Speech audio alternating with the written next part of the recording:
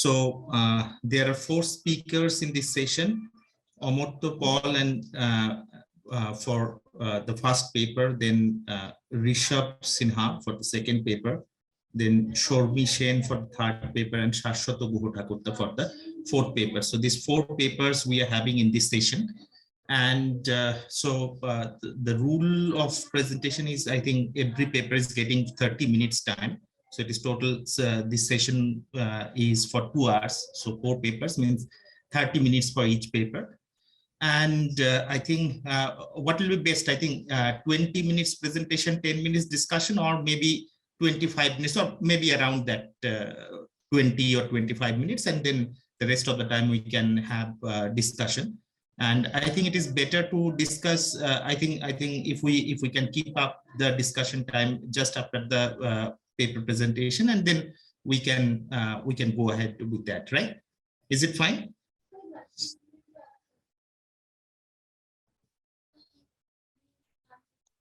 Yes, sounds good. Yeah. Rishabh is having a question. Yeah, definitely everyone can hear it. So I don't know whether people have joined in this session, because there are many parallel sessions now. And so Rishabh, is there anyone you want to invite?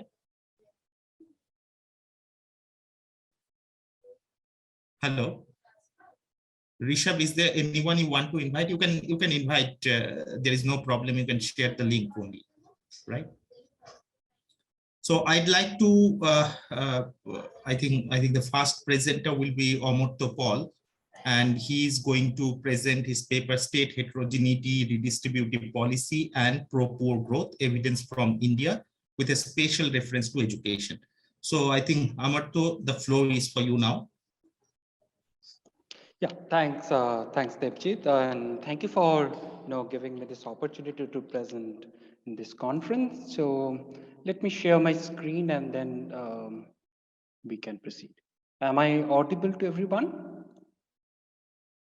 Yeah, Amartya, it is pretty clear. Very nice. That's very good. Screen is up. Can you confirm that you can see the screen? Yeah. It is clear. Right. So as Devajit said, like I would be talking on a topic called state heterogeneity, redistributive policy, and inclusive growth or pro growth, and I'm trying to give an evidence from India. We have an extension of this our work, a very small extension with regard to education. So this is a joint work with Dr. Srikanta Kundu, who is at Center for Development Studies, and also this is part of my PhD dissertation. So just to give you an overall,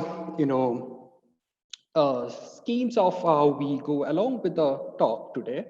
So I'll briefly, give you the background or introduction of the topic, and then exactly the question or objective, and then we have the data that I have used, for this work.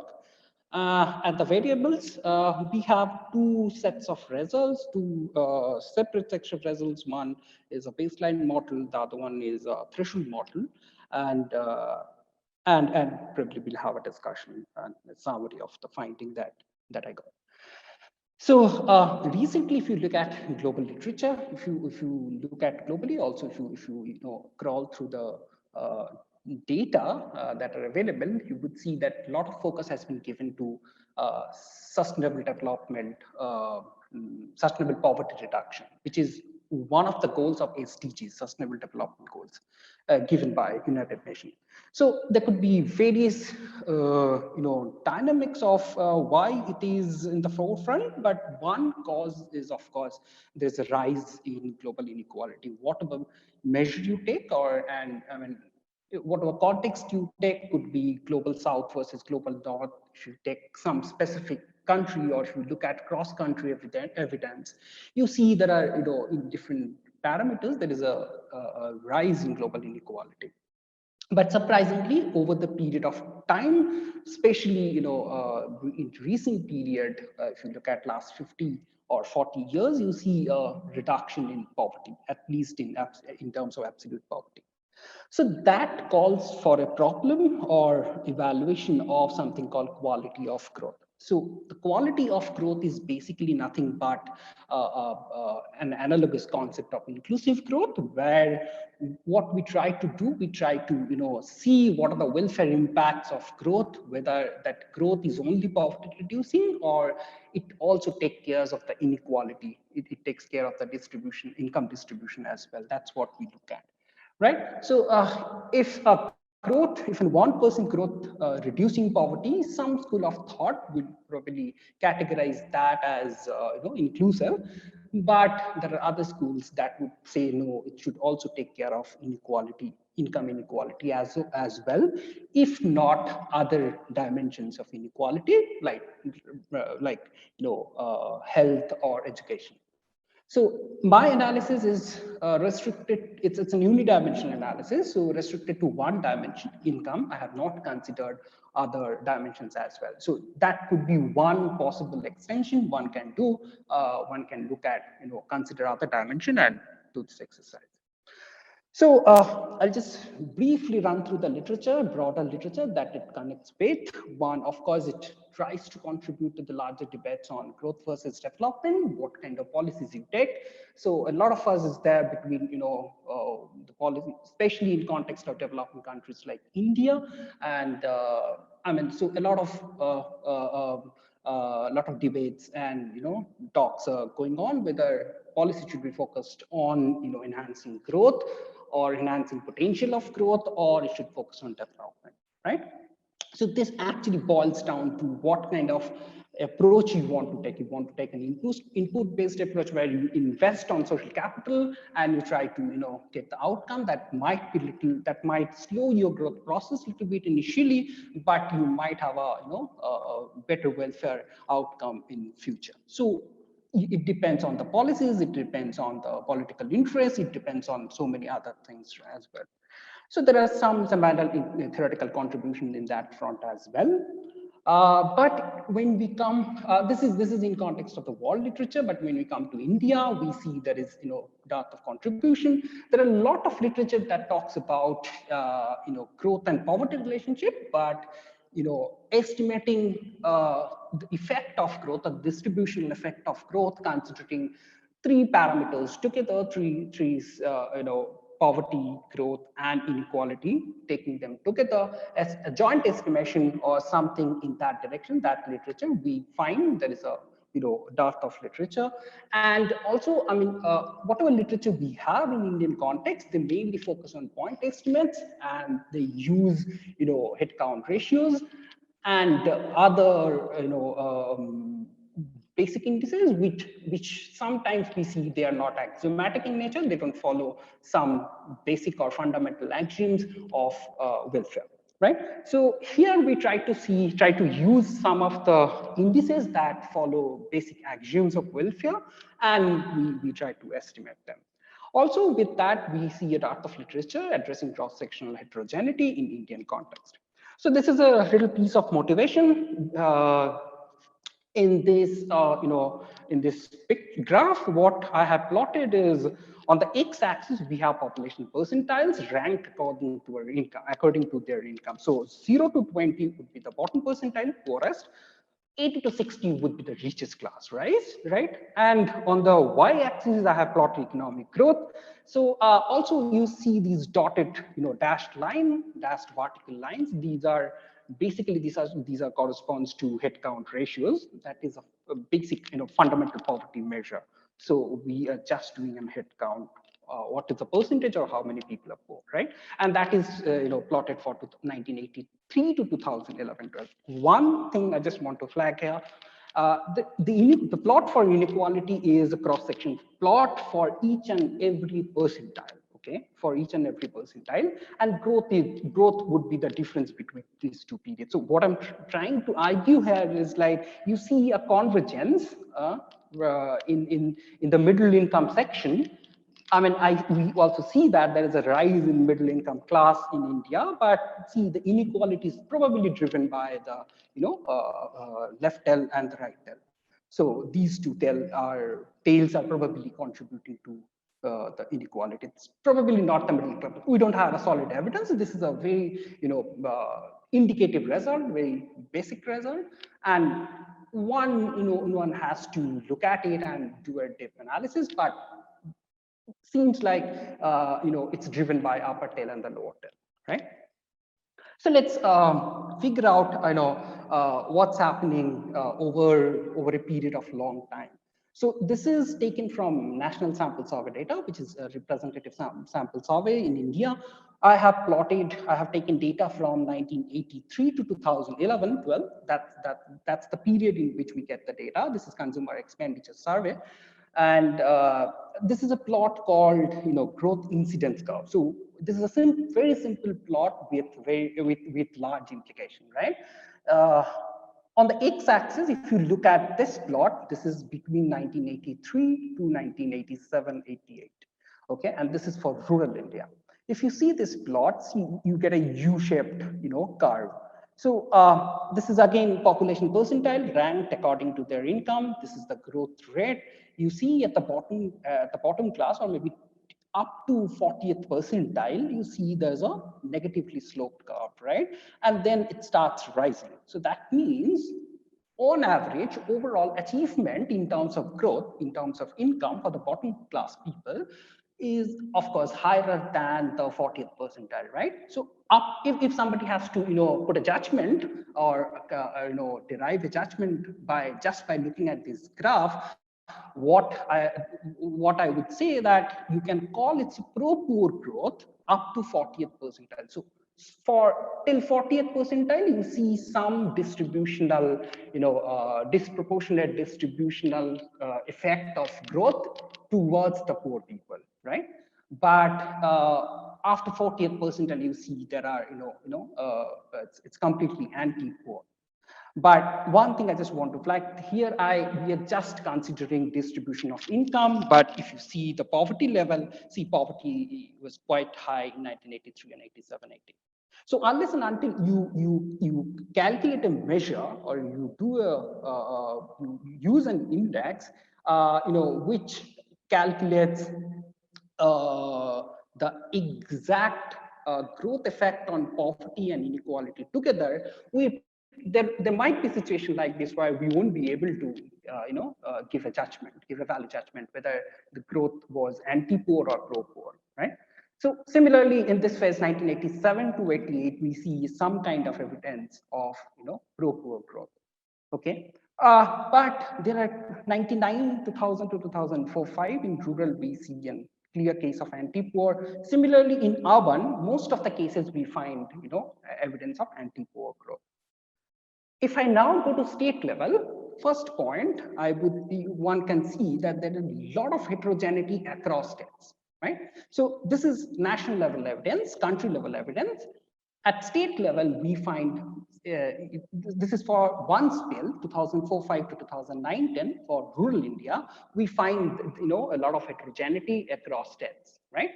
So for example, take this one, this is probably Bihar. Bihar shows, a clear case of pro-poor growth. And these are all, deflated series, giving you, estimates for real values, okay? Adjusted with price inflation. Okay, now Tamil Nadu, again, a big state, you see, evidence of pro-poor growth, right? So a state which, which is poor and doesn't do well in welfare indicators, has a lot of corruption, but still we see an evidence of pro-poorness. Similarly, you see, if you look at, for example, Kerala, you cannot derive a judgment out of just by looking at this picture. Okay. Similarly, let's take Karnataka. This is clearly anti-poor, right? So one thing, and another interesting observation is for Gujarat. I think this would be Gujarat. This is clearly, it shows pro-poorness of growth. Okay, some evidence of pro-poorness. Okay, so one thing, if you look at policies, state-wise policies, what we see is that there exists a lot of heterogeneity across states in terms of their formulation of policies. So what kind of policies they take? If you look at Gujarat, a lot of growth enhancing policies are being taken in last 20, 30 years. Their capital expenditures are very high. If you look at other welfare outcomes, you see Kerala outperforms all other states. In case of Bihar, there are a lot of anti-poverty policies are in place, right? But you don't see the state, performing very well. So the one question that, and this is again overall trends in poverty. One thing I just want to flag here, you see there is an initial effect. Poverty has declined in terms of head count ratio, but you see there is one initial state endowment effect is there. So those states which lie here in 2011-12, we would see almost all the states are in the similar position. If you rank them, you'll get kind of similar rank. So initial condition effect is there, right? So poverty has reduced, but we see there are heterogeneity across state performance. So how one can explain this performance? How do we test this heterogeneity? This is what we tried to do in this exercise. As I was saying minutes before, like I focused on all the redistributive policies, and also like here, although I use the term redistributive policy, but what I mean by redistributive policy is I restrict myself with welfare policies, right? I try to measure welfare policy. I see the impact of welfare policy. So I take that route. I see I try to test whether all those redistributive measures, welfare measures that are being taken by respective states, whether that has any impact or whether that is driving growth toward low poorness or not. Right? We try to see a policy effect. Now, if you go through the policy literature, you would see there are evidences for each and individual schemes or policies. Right? You see a lot of evidence for NREGA, that NREGA is cushions people from falling into poverty trap, and it guarantees sort of employment to people. It enhances the standard of living, enhances enhances real wages at local level. You see all similar kind of evidence for other policies like PDS and other policies as well. But aggregate level picture is not very clear to us. And if we can put an evidence in at aggregate level, so that should be a very good motivation for all the states to undertake welfare policies, right? If we can put that evidence. So I tried to test that whether welfare policies has any impact on inclusive growth or pro-poor growth. Right? Like I said, also in this exercise, we would see if initial condition of the state has an impact or not. So Kerala with a better endowment is performing better, or is it the case that initial condition of the state doesn't matter in case of this, right? And we will have an extension on education. So just an overview, key results are we find distributive measures has a positive significant effect. We find education plays an important role. We find that liberalization policy has, in general, the effect of liberalization is negative, and we find that irrespective of the initial condition of the state, at aggregate level, redistributive measures are have an effect on inclusive growth, right? So in terms of our outcome variable, I have used some axiomatic measures of pro-poor growth. These are called rate of pro-poor growth. This is given by Ravalian and Chen. And another measure, poverty equivalent growth rate. I mean, these two indices has been argued, they follow all the axioms of welfare and has been argued to be robust in literature. Okay, we can have a discussion on these indices if you are interested. Otherwise, I'll just I'll just proceed. Okay, but in case of another index, another inclusive growth index measured by Kalyani and Pernia, systematically we do not find any result for that. So it's there in my paper, but for the presentation, in the presentation, I'll probably not. I'll not show the result because we do not find any systematic result, and this particular measure has been criticized because it doesn't follow fundamental axiom of this pro-poor growth. And the basic action that is required is monotonicity, right? Whenever you are doing a transfer from rich to poor, that should be rank preserving. And this measure, we have also tested that we find that this measure doesn't follow that monotonicity action. Right. In case of inequality, we measure overall inequality through Gini index, and we use FGT class of poverty measures as outcome variable. So we have used all the quinquennial household consumer expenditure rounds of NSS that runs from 1983 to 2011-12. For poverty measure, we have taken Tendulkar for poverty thresholds, we have taken Tendulkar poverty line estimates, and we have deflated by use CPI-AL and CPI-IW. So in this case, our main variable of interest is per capita social sector expenditure. This I have collected from reserve, various reports from State Budget Finances and Reserve Bank of India Bulletin. So we also test this with an alternative variable, alternative specification of the model, where I use share of development expenditure to revenue expenditure. Share of development expenditure to revenue expenditure is a broader measure than social sector expenditure, and you expect a different result, if you use a broader measure. So the main interest variable would be per capita social sector expenditure, right? So we have employed a set of controls. So our regression controls for per capita NSDP, that is a measure of state capacity, and we have a series of variables, a host of variables related to education. We have literacy, average education of the states, years of schooling, and gender gap in education. Right? Gender gap in education is basically female by male, gap in respective parameters, education-related parameters, right? We also control for other set of political variable that we have included in our model. So law and order in the state. So if there is high corruption, that might contaminate our result. So we have also controlled for that. And state party ideology and the center party and state party dissimilarity. Okay, and we have a control for urbanization and gender ratio in the at state level. Okay, this is our baseline specification where we use, we use a lag of social sector expenditure. Why lag? Because in India, you see one policy when it is announced and when it is implemented, there is a huge gap between that. So we see that we hypothesize that there might be a lag effect on, measures of inclusive growth. And we allow non-linearity in our model through a square term. And all the controls that I have already explained is incorporated here. We have, sorry, there's a mistake, it should be theta I. We have state fixed effect to control for all the state level heterogeneities. And we have, state specific trend dummies.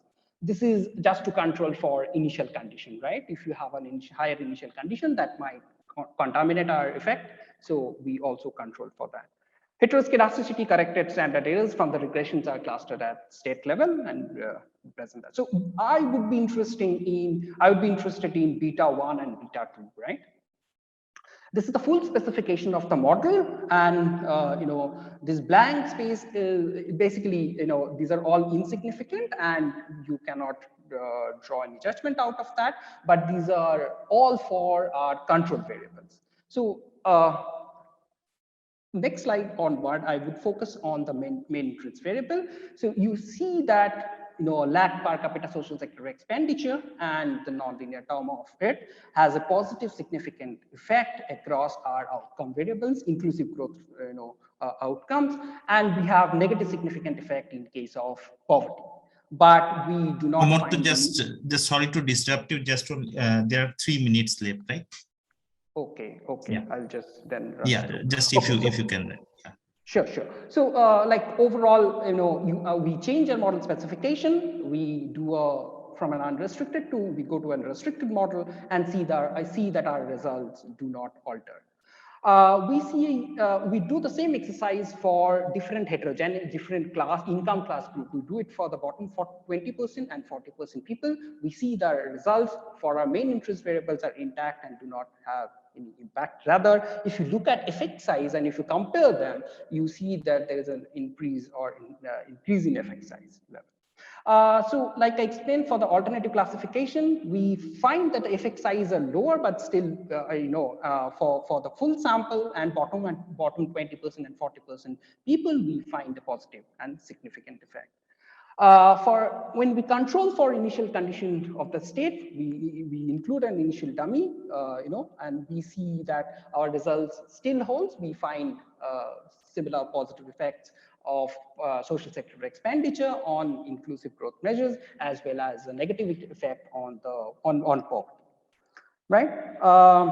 This is overall impact of liberalization. We see if you see that states with higher per capita social sector expenditure in pre-1991, pre-liberalization period has a significant effect on inclusive growth. But in post-1991, post-liberalization, we do not find such robust evidence, right? So this is just that extension of the model where we see if education has any asymmetric impact of this social sector expenditure or welfare expenditure. We find these are threshold values of respective parameters. We find if a state has a literacy rate higher than around 50 to 51%, we find that social sector expenditure is effective. But if states with lower literacy rate, the social sector expenditure in all those states are it's on average it's not effective. Or rather, we find higher effect size, higher effects for states with higher, education. So it could be because of, less corruption, or could be because of higher capacity utilization. Could be the channel could be through awareness, or better information, etc. Okay. Similar result we find as we change our model specification. Okay, we try with different parameters of education, and we see that our results hold. Almost the last slide. So just to give you a summary, we find positive significant effect for welfare on inclusive growth, and some states are, if I classify them, Jammu Kashmir, Kerala, Himachal Pradesh, they shows higher effects in terms of inclusiveness. Liberalization negative effect. Overall, education has dissimilar, or education has asymmetric effect on inclusiveness of growth. Thank you.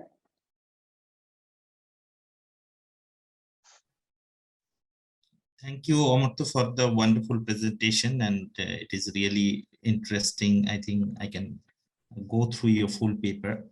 And sorry for taking a little longer time. No, it's fine. It's fine. It's just 26 minutes. It's fine. So, now the floor is open for questions. So we have 5 minutes time remaining for this, for question answer. So if there is any question to Amartya, we can take those questions, and maybe Amartya, you can directly take the questions and you can answer them. Sure.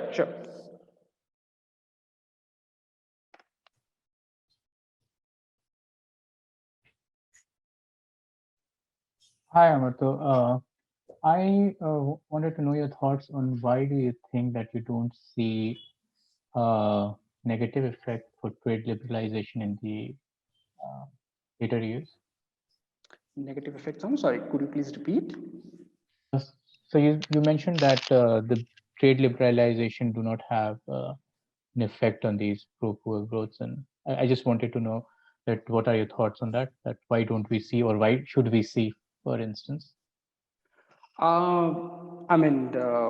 Because see, the measures that we're using here that adjust for inequality, and we see there is an evidence, post-liberalization period, and especially in post-liberalization regime, we see there's an increase in inequality, right?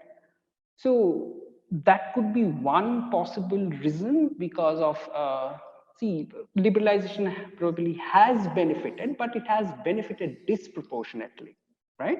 It has not trickled down to poor class. could be one possible explanation. But yes, one has to do more detailed analysis before commenting on that. And we have some excellent paper on that, Banerjee et al. Yeah. Okay. So Amartya, I have just only one question from my side. Is Sure. Actually, say you were showing that in some of the say the richer states, some kind of a pro-poor growth was happening. And you were saying that for the poorer states, specifically if the pro-poorness is not there, then there may be some kind of corruption, or because there are many pro-poor policies, right? So, so can you just highlight that how those kind of, or maybe how a particular kind of a corruption, maybe you were talking about the corruptions related to the public service delivery, or maybe some kind of pro-poor measures, right? So in that case, say how those kind of a corruptions are retarding the impact of higher growth rate, right? Say, for example, in case of Bihar, there was a lots of growth we have seen in last say 1 or 2 decades. So and this is the one part. The second part is definitely that that for the states where the growth is much higher. So you were your evidence is showing that maybe in the post-reform period the impact has become less, right? So in that case, but in the post-reform period the growth rate of the economy was quite high. So how these two contrasting evidences are there at the same time? So if you can throw some light on that. Right. So first of all, overall, we maybe I couldn't communicate it properly. First of all, we see exactly opposite evidence, right? When you see all those growth incidence curves, you see Bihar is showing pro-poorness of growth. And Okay. that is, adjusted with prices and all. We use real prices, real income, right? So this is something very intriguing. Like once, at the one hand, we know a lot of market failures are in place in Bihar in all the poor states. But with that, there are a lot of anti-poverty policies are still operating there, right? It's there. So how the trade-off goes, I really don't know. But what we see is exactly opposite evidence. We see some rich states showing, not so systematic evidence of pro-poor growth, rather mostly anti-poor growth, also in urban areas, urban India. But some poor states, Bihar, this is the graph I showed, GIC graph I showed is only one snapshot for rural India, 2004-5 to 2009-10 spell. Okay. But for other spells, we see, some systematic evidence for pro-poorness for states like Bihar, Uttar Pradesh, West Bengal, to some extent Assam, right? So that's something really confusing. So when I control for all other possible confounding factors in my regression, I see the effect effect still persists, right? Even if when I drop all these large states or well-to-do states, but still effect size is lower, but still I find this significant effect. Okay. So yeah, so maybe like from this analysis, I should not comment.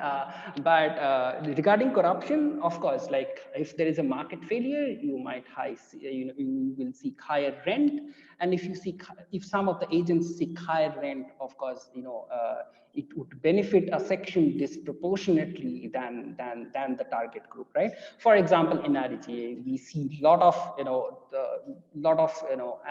asymmetric information is there regarding payment dispersal. So right, Amartya, actually, I was asking this question because, say, for example, the kind of evidence you can see in West Bengal, right? So there is a lots of corruption, but at the same time, the pro-poorness is quite high.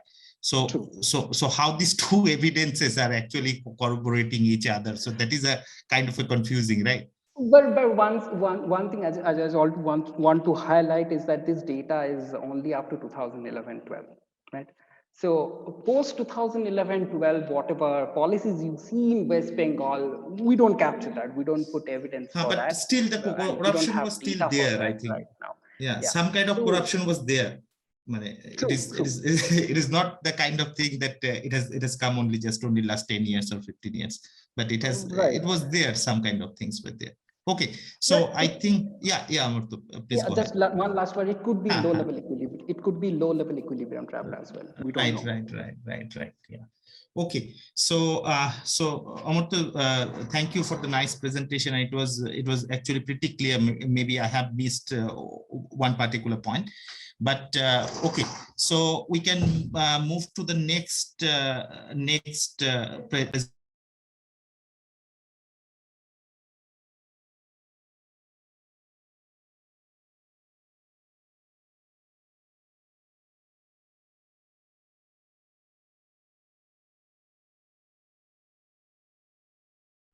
Professor Devachit, you have to unmute yourself. You got muted. Okay. Sorry. Yeah. So the next presentation is for Rishabh Sinha. He is from World Bank, and his topic of his presentation is talent allocation and post-reform growth in Central America. So Rishabh, please, the floor is open to you now. Thank you, and I hope I'm audible. Yeah, and, Rishabh. Yeah, it's clear. And you can see my screen as well, I hope. Yeah. Okay. Thank you, Professor Devajit. So today I'll be talking about the post-reform growth that has happened in Central America, and this figure basically motivates the whole study. So what I have done here is I have normalized the real per capita GDP in 1990 to 1 for 6 different countries in Central America, and showing you basically the trend in these cities at the country level in the post 1990 period and in the pre 1990 period. So one of the things that you can see from the graph is that the growth that had happened in post 1990 has been quantitatively very significant.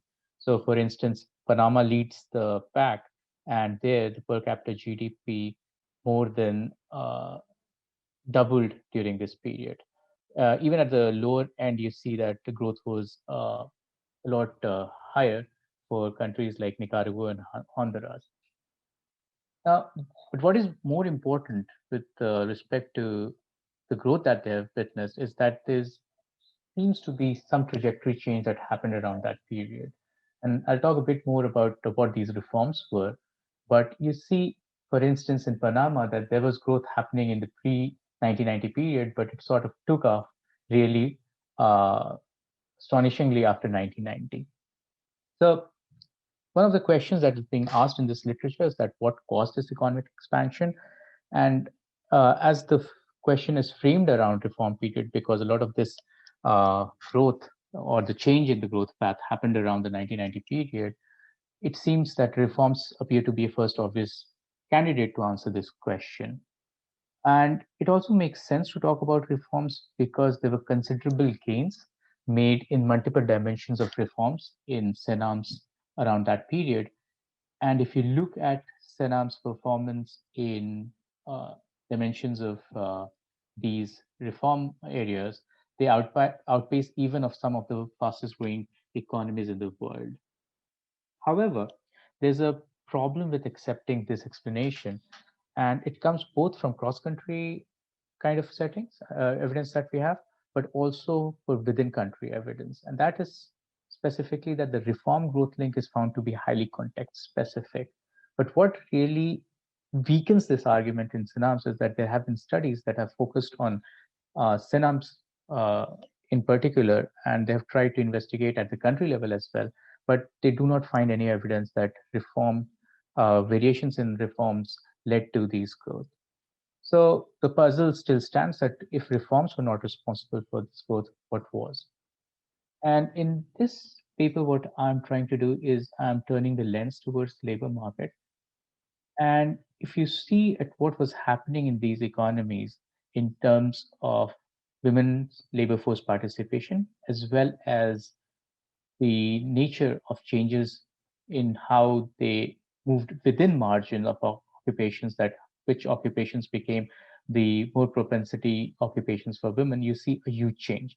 So for instance, just to give you a flavor of how large these labor market changes were, so labor force participation rate of prime-aged women during this period increased by around 17 to 19 percentage points in Costa Rica and Panama. And in El Salvador, it was relatively muted compared to Costa Rica and Panama, but it was still very high at 6 percentage points. Now, this becomes even more stark when you look at changes in men's labor force participation. So there's obviously there was an obvious constraint on the men's side, that the labor force participation rate of men was high, but over this period we do not see any measurable change in that number for men. The other margin which could have changed for men that also is much less responsive is how their representation in changing in high income occupation. So in Costa Rica and Panama, we see that these educationally intensive or high income occupations, women's participation increased by 7 to 8 percentage points. And it was much lower in El Salvador.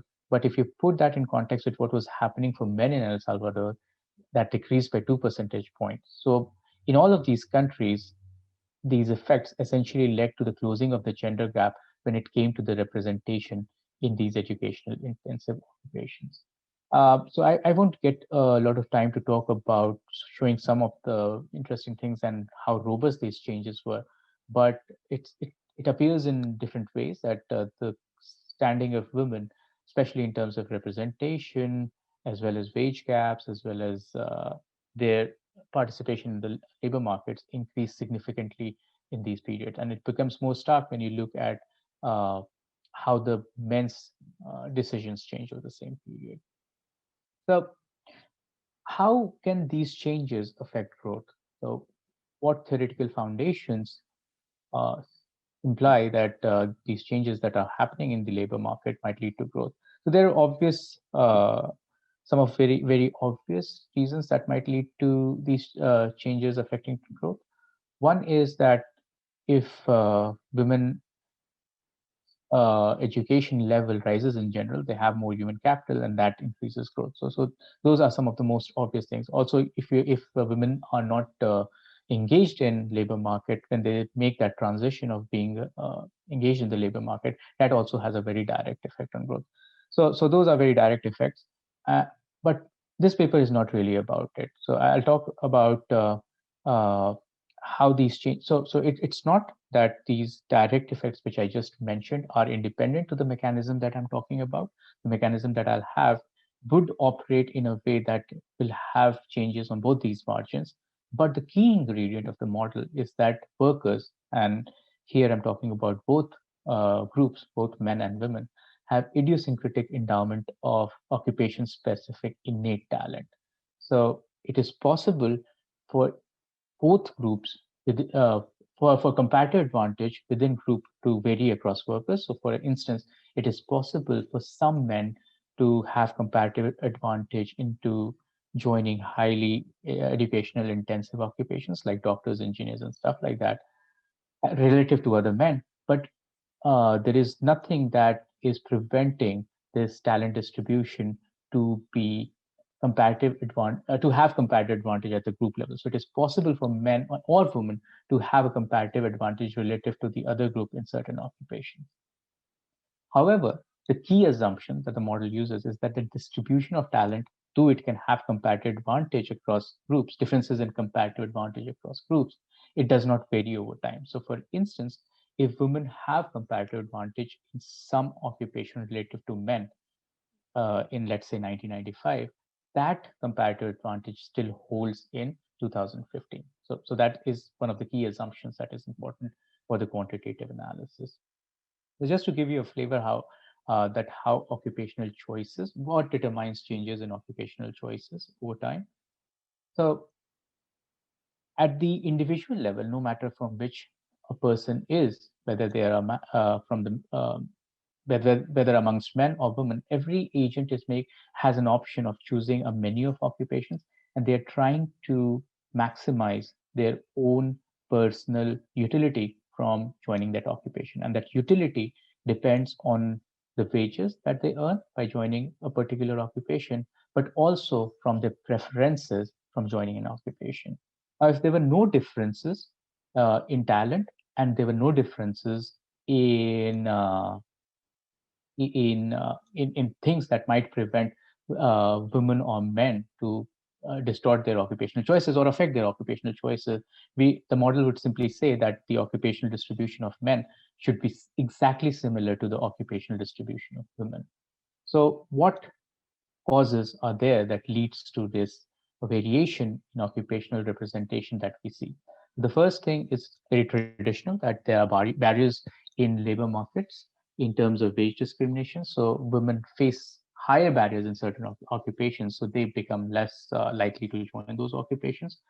It could also be that there are barriers to accumulating human capital. So each occupation requires a certain level of educational expenditure, and women might face a higher cost of acquiring education in certain occupations or education in general.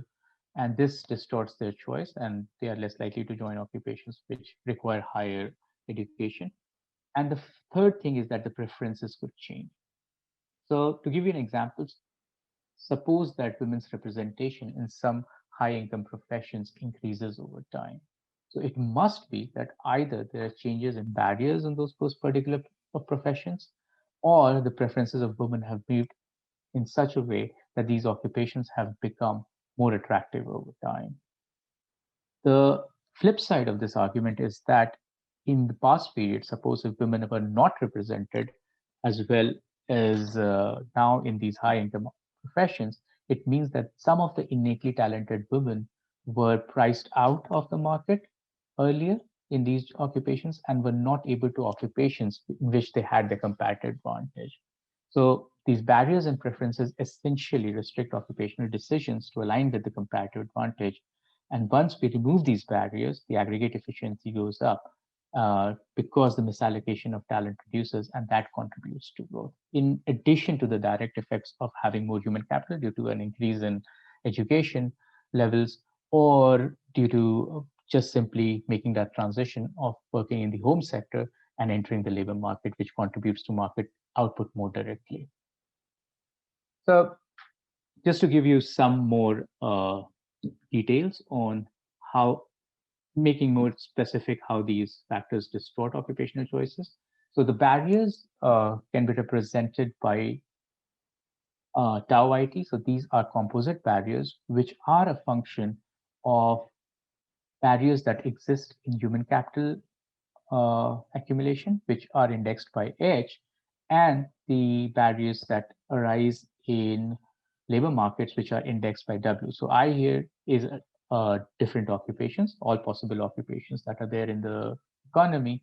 So, and T is a particular time period. So at the composite level, the barriers changes across occupations as well as across time. And that is a function of these barriers in the human capital accumulation also varying across occupation and time, as well as labor markets. So the human capital accumulation barriers appear in the form of higher costs of acquiring educational goods and services. So for instance, if suppose there's a unit cost of education goods and services for men stands at some reference point. So what these barriers do is they essentially increase that premium by tau IHT. So for every $1 spent by men in acquiring human capital, women have to incur this additional cost of acquiring human capital. The labor market's barriers appear in a standard form of wage discrimination that conditional on women and men having same efficiency units of labor capital adjusted for talent. The returns to labor markets goes down. So if WIT is the market wages for men in a particular occupation at a particular time T, women are paid a fraction tau ITW lower than men in those occupations. Finally, the other thing which is not related to the labor markets, and it distorts the comparative advantage with respect to aggregate output, but not necessarily personal utility, are preferences associated with occupations. So for instance, let's say I have a very a high comparative advantage in joining a certain occupation, let's say uh, being a farmer, but I don't have a very high preference for becoming a farmer. So even though I'll be very productive, but if I joined that occupation, I contributed to a lot to aggregate output. But because of my preferences, I priced myself out of that particular occupation because my disutility from that joining that occupation are pretty high. So even though so these preferences are actually optimal at the individual level as per the setup of the model, but they are not optimal as far as the objective is to maximize the aggregate growth. One thing that I wanted to mention here is that these preferences are not necessarily private preferences, but also society in general. So for instance, it is possible that women would like to join certain occupations. They don't necessarily dislike because of personal reasons, but they worry about their reputation, or these occupations are associated with certain taboo in the in society at large. And if they join those occupations, they fear that their reputation might be at risk or the utility goes down in some respect, and hence these social norms dictate that they get away from those occupations. So it is also possible for these preferences to be dictated by social norms, but not really limited to private preferences. So one thing that the model shows us is that wage gaps are not the right measure to infer inefficiencies in occupational choices if uh, people choose their occupations based on self-selection. So what I mean by self-selection is that I know which occupation is optimal for me given my talent endowment, and this varies across workers. So my talent endowment differs from someone else in the market, and based on these differences, we are self-selecting into different occupations. So if that is the case, that the talent endowment is not uh, homothetic, that absolute advantage do not align perfectly with comparative advantages, then it is true that the wage gaps are not the sufficient criteria to infer occupational distortions. For instance, consider a lower relative propensity of women in any occupation, right? So the occupational choice uh, mechanism would show that if there lies either a presence of barriers or differences in preferences, which is driving their lower representation in a particular occupation. So either both of them are present or at least one of them are present.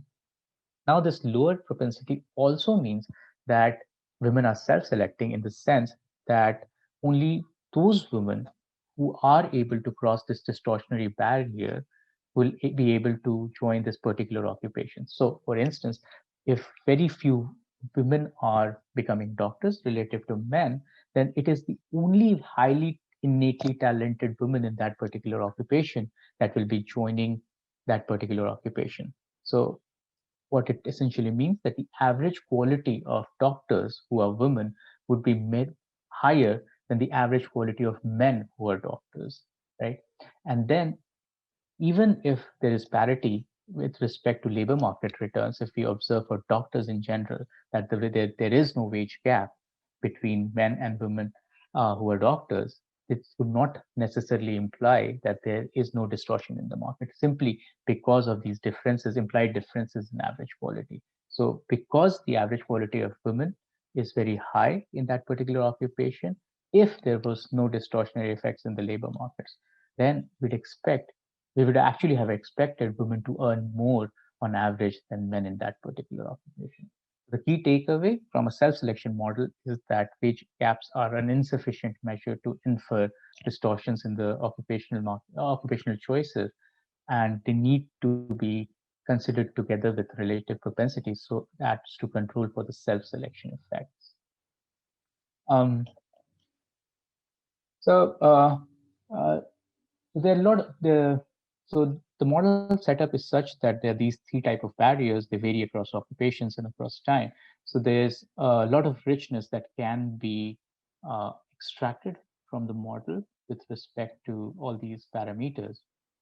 However, there are some identification assumptions that are made in order to recover them. I don't think I'll have time to discuss them. If later we have time, you can ask me questions on these in details.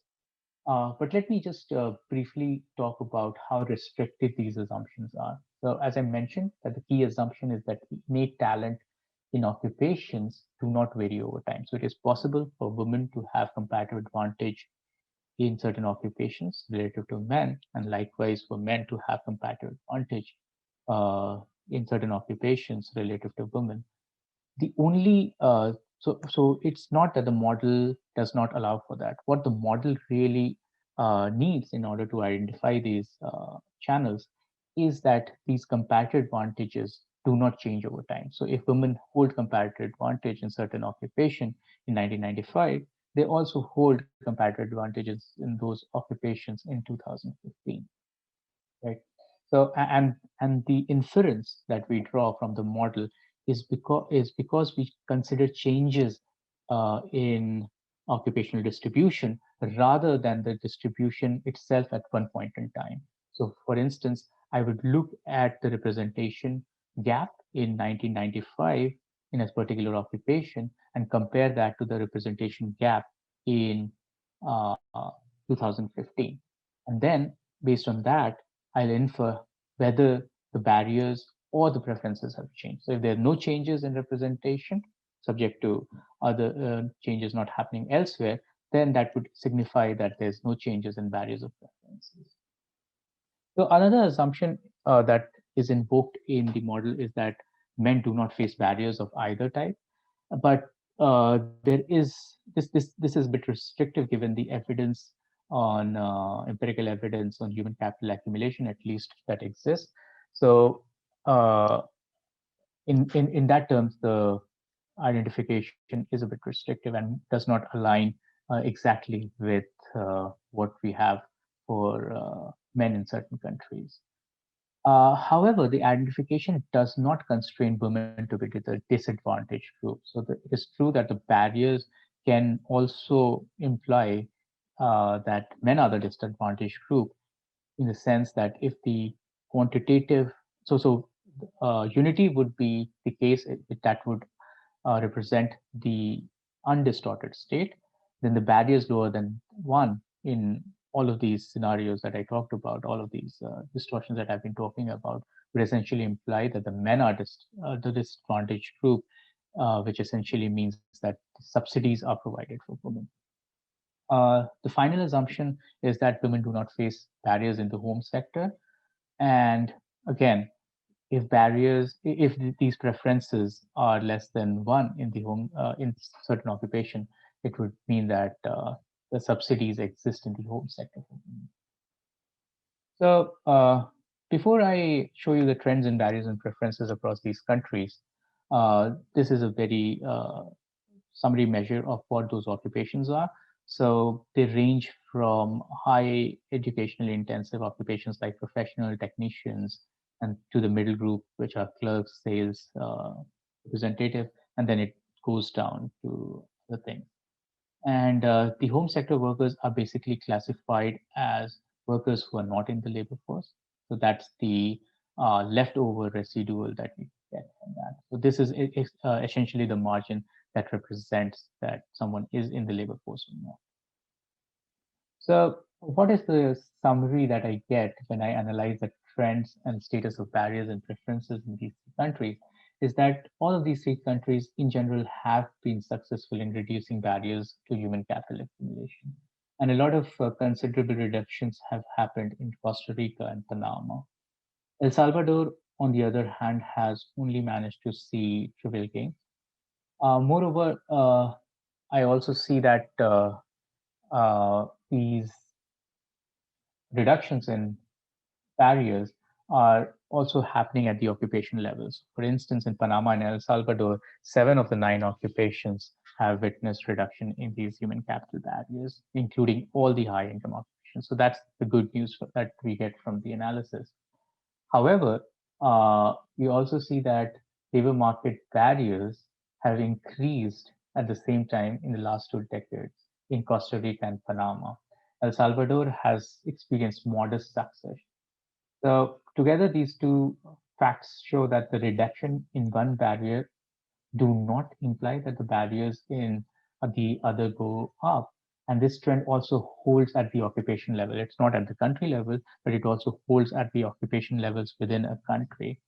So how do we interpret that? So one thing that can explain that is the backlash effect that has been talked about in the literature, that when there is reforms delivering better outcomes for women in one sector, and this could be health, education, uh, anywhere, then it also leads to loss of social standing of men relative to women. And if men perceive social standing in a rank-based order, then they have this tendency, then there is a societal tendency to counter those effects to the extent that it's possible. And this backlash essentially can come in form of loss of ground in other sectors. If the checks are insufficient to uh, counter these backlash effects, you'd observe uh, these backlash effects to uh, permeate the system. Still, even with the presence of this backlash effect that we see, women are now facing lower barriers when accounting for both of these effects together. Final conclusion that I derive from this analysis is that preferences for market work have moved in a way that we would have expected. So both women in both Costa Rica and Panama now prefer to work in market occupations relative to staying at the home sector. However, one stark uh, conclusion that is there from the quantitative analysis is that women's as well as men's preferences have moved away from market occupation in El Salvador, which is a surprising result. So let me finally conclude the important question that I posed earlier, that how do these things matter for growth? The counterfactual experiment basically works in this way. So I calibrate the benchmark economy to 2015, which is the period of analysis, to the final period of analysis. And what I'll do is that keep all the things in that economy the same, except I'll replace the barriers and preferences in 2015 from the earlier barriers and preferences that I observed in 1995 and 2005. So if I observe that by making these changes, the aggregate output that was present in the benchmark economy reduces, then that would imply that changes have contributed to economic growth. So there were higher barriers earlier that when we moved the 2005 economy to that level, there it leads to a contraction in output. Right? So, and then I can, because these are exogenous to the model, I can evaluate the aggregate output impact by both jointly changing these values and preferences as well as changing them individually. So this is the summary from the aggregate analysis. And the main takeaway is that the aggregate effects of shifts in barriers and preferences can be quantitatively significant and account for a lot of variation in output that we see in these three countries.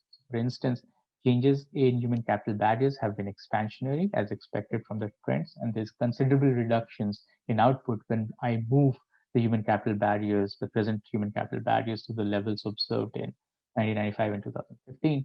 They are somewhat marginal in El Salvador. In terms of accounting for aggregate changes, it accounts for... Rishabh, I'm just interrupting you. You have just only 2 more minutes left. Okay, thanks. Yeah.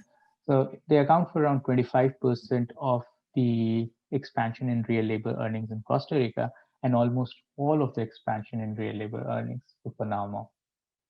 Again, in line with the trends that we saw for labor market barriers, they have been contractionary, and they're most pronounced in Panama, which is the country that saw the maximum reduction in human capital barriers. So this backlash effect not only happens, but it is also monotonic in the sense that the countries that experience the best reductions in human capital barriers are also the countries that see the most pronounced effects from the labor market barriers. I also find that the labor market barriers have weaker but still considerable impact in Costa Rica, and in line with the human capital barriers, these effects are somewhat more muted in El Salvador. Finally, I do find that the changes in preferences have a varied impact across countries and periods. For instance, they are expansionary in Panama. In Costa Rica, changes since 1995 have been marginally positive, but since 2005, they have not contributed to aggregate growth. And finally, again, as expected, because preferences for both men and women have moved away from market occupations, these changes in preferences are contractionary in El Salvador. And in fact, not only that, they are the dominant factor in terms of affecting growth when we consider changes in human capital and labor market barriers together with preference in North Canada. So that's all I have for today, and happy to answer any questions. Thank you. Thank you, Rishabh, for this nice and very clear and calm presentation, I would say. And so the floor is open for questions. So if there is any question, we can say take 5 more minutes to for discussion for that, and then we will move to the next presentation.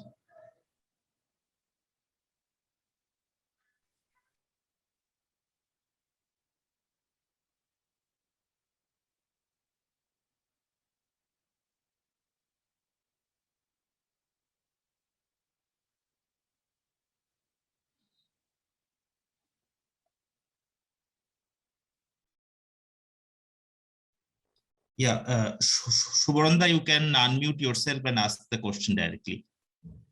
Okay, thank you, Debajit. Thanks, Rishabh, for this wonderful presentation. I have just one observation, like the assumption made by Shea 2019 that the distribution of talent is not changing over time. Do you think, like, if we relax this assumption, will some of your results also get changed, or what's your view on this? No, absolutely. My guess is that it will change a lot.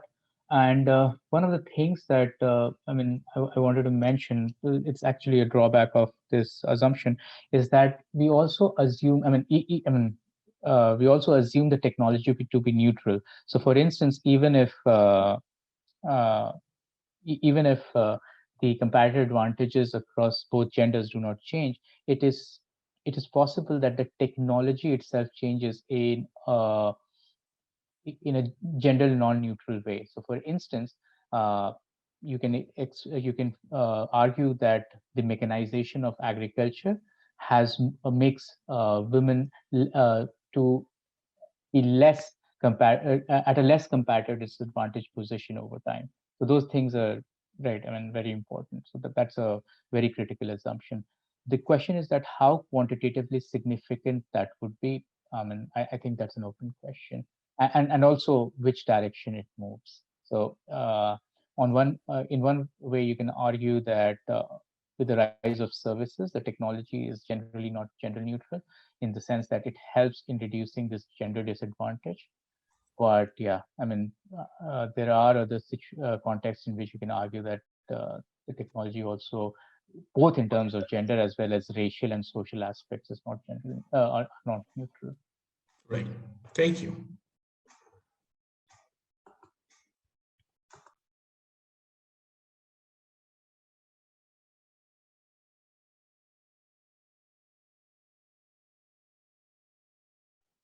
So is there any other questions?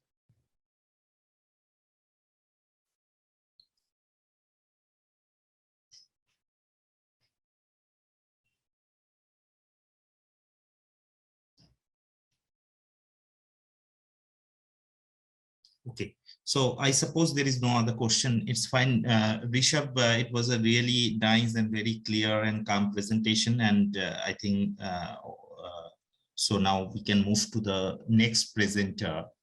And sorry.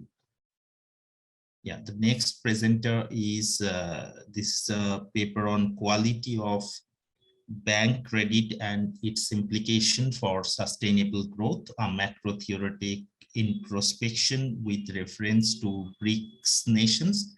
And the presenter will be Sharmi from Calcutta University. So Sharmi, you can start your presentation now. So are you there?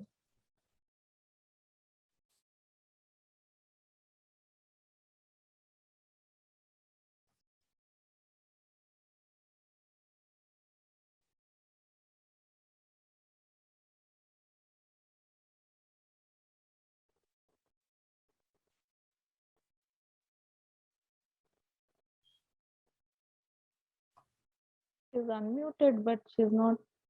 Yeah, We can't hear the maybe some technical problem.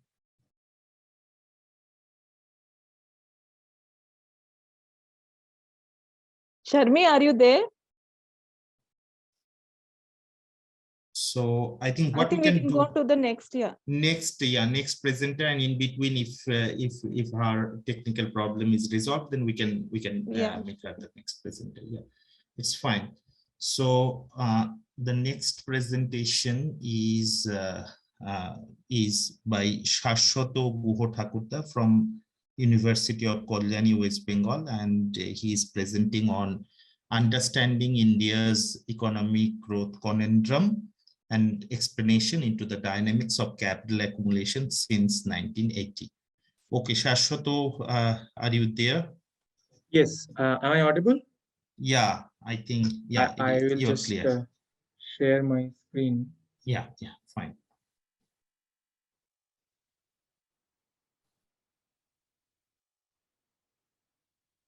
Okay. Is it visible? Is my screen visible? Clear. Okay. Okay. Thank you, Devajit, and I would like to thank the organizers for giving us the opportunity. And I teach in Kashrapara College under the University of Kalyani.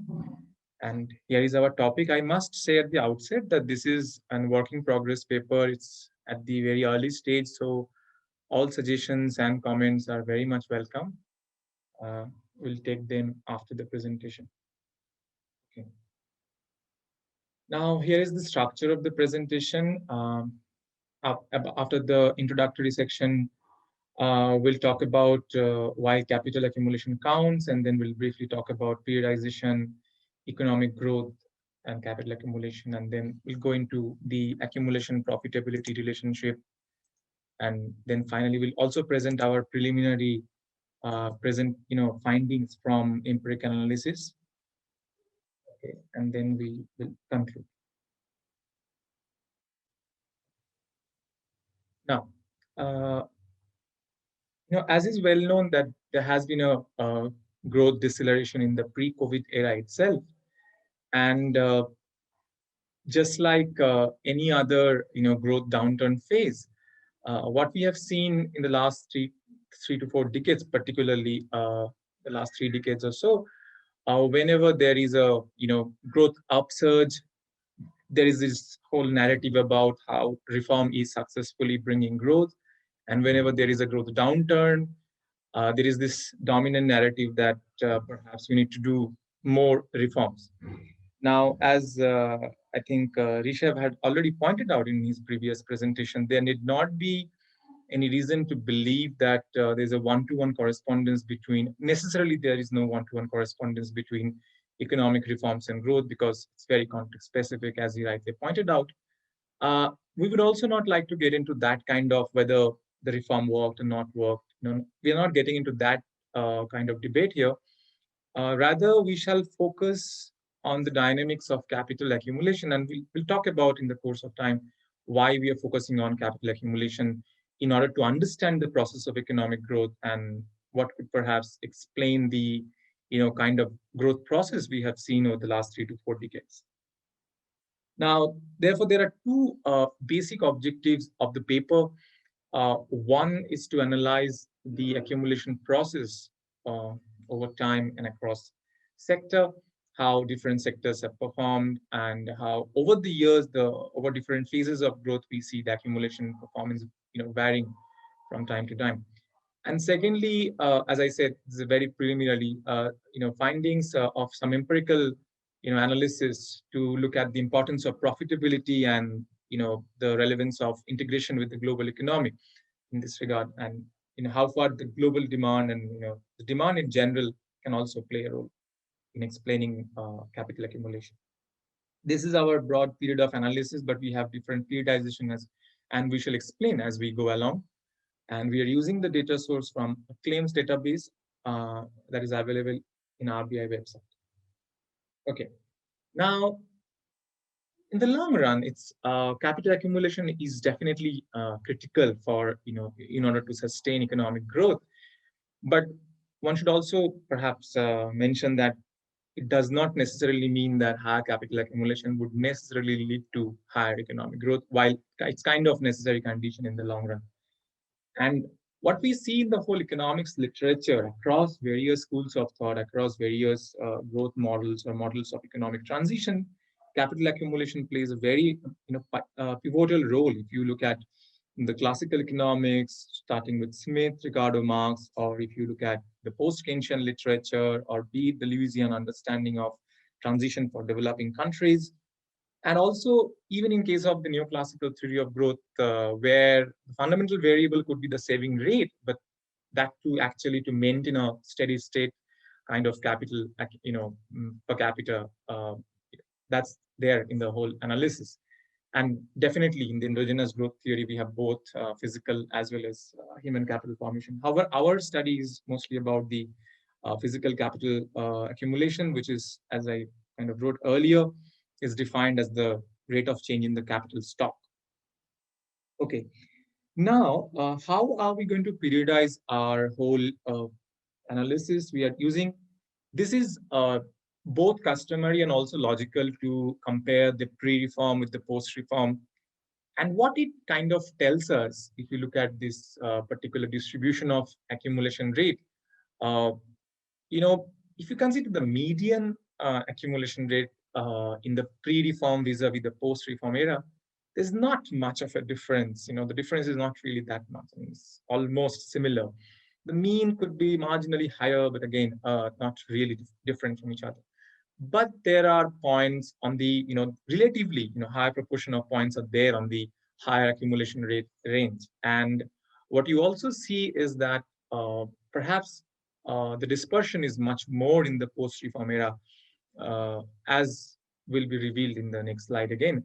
But we need to also mention here, it's like all the sectors over different years. Okay, so these are two different phases, and all the sectors accumulation rates. That's what constituting this distribution of accumulation rate.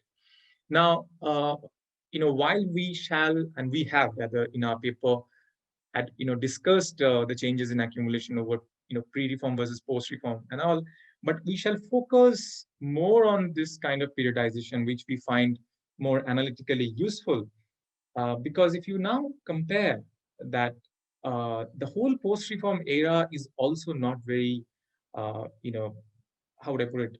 It's not same, across times. There are variations within the post-reform era.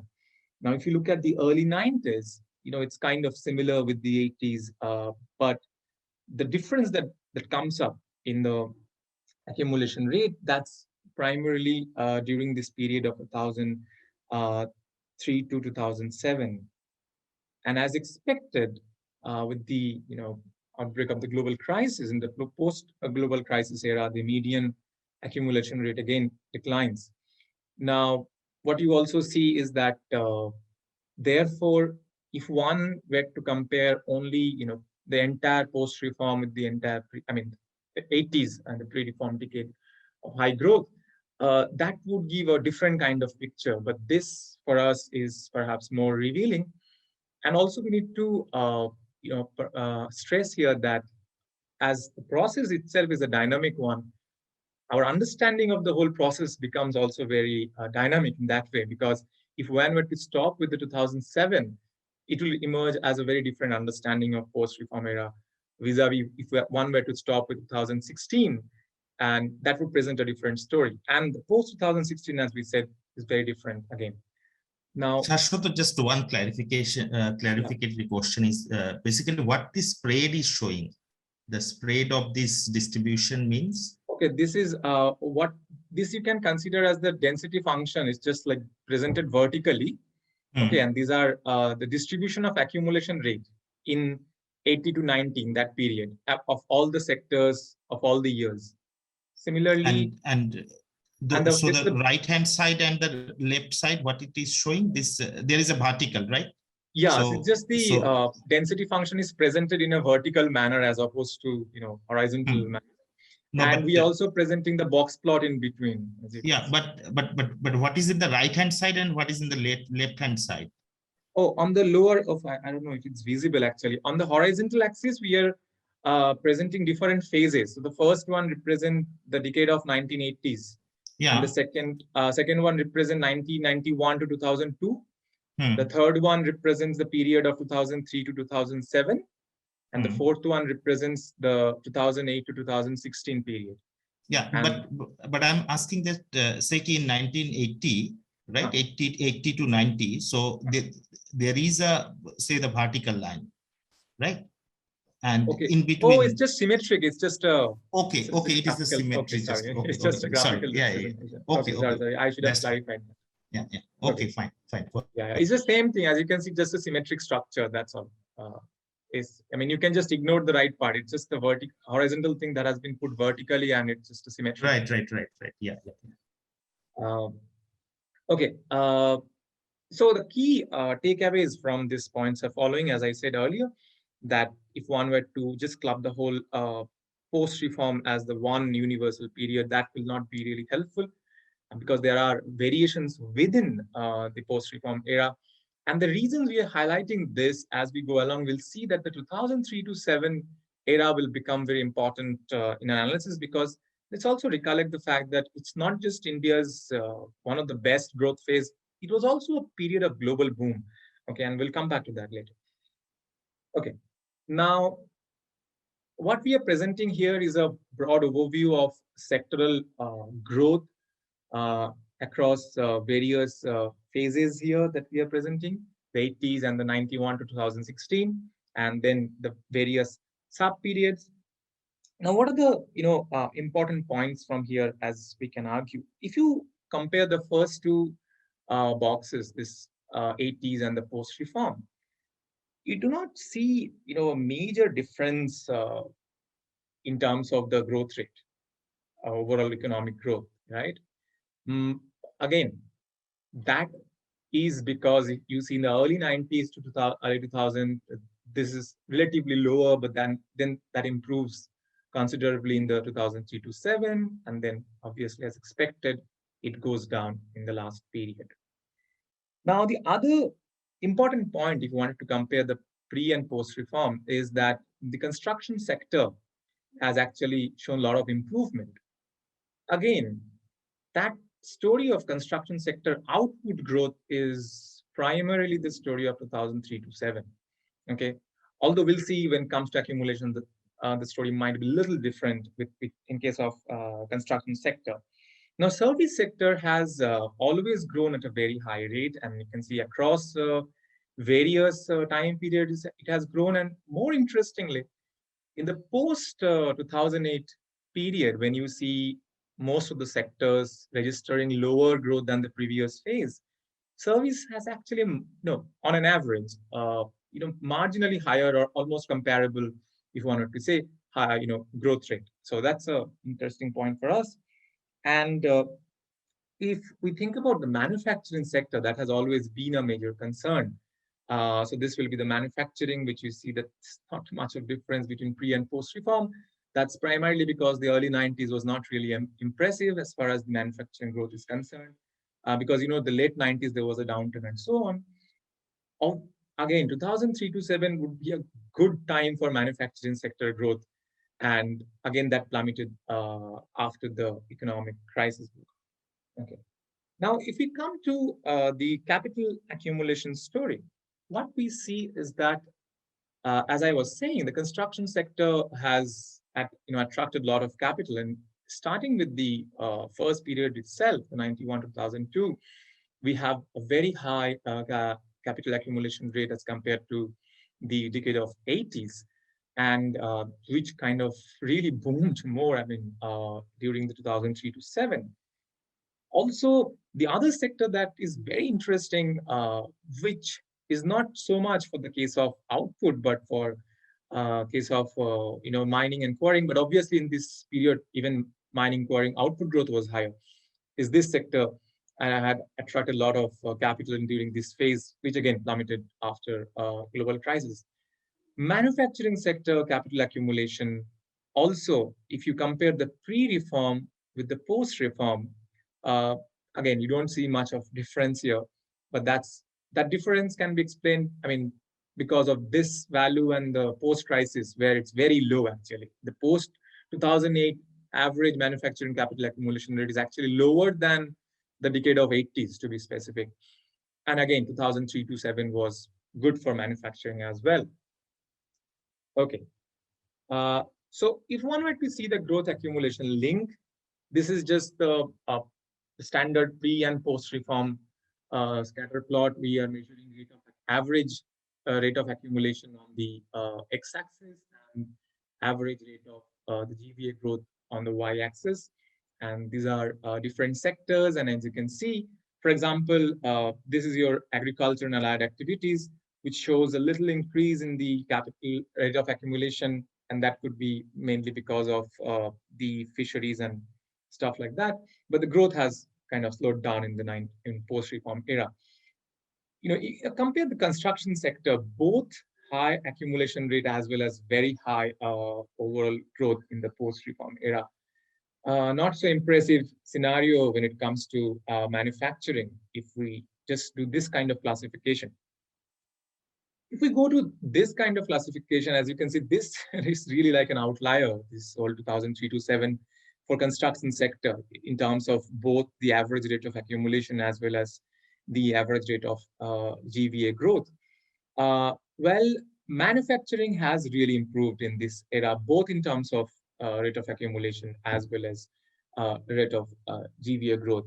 And as expected, even services during that phase is higher. As you can see, in this case, services has registered little lower rate of accumulation in the 8 to 16, but marginally little higher output growth in the post-global crisis era. So what we can see that there are temporal variations and there are sectoral variations, and there is some sort of link between the in order to understand the overall growth process, one can also look into the rate of accumulation story, which kind of captures the economic dynamism. So therefore, in the heterodox literature, one of the key variables that had been discussed about while understanding the accumulation process is the profitability. So in this graph, what we are presenting here is on the y-axis. On the left side, we have rate of accumulation and we have rate of profit. Both are log transformed, by the way, on the x-axis. And on the right side of this, on the right margin, what we see is these are different box plots for various periods for the rate of accumulation. And these are different box plots for various periods for rate of profit. Now, one of the interesting things that you see that the median rate of profit seems to be declining, which is not very surprising if one were to look from the perspective of heterodox economics literature.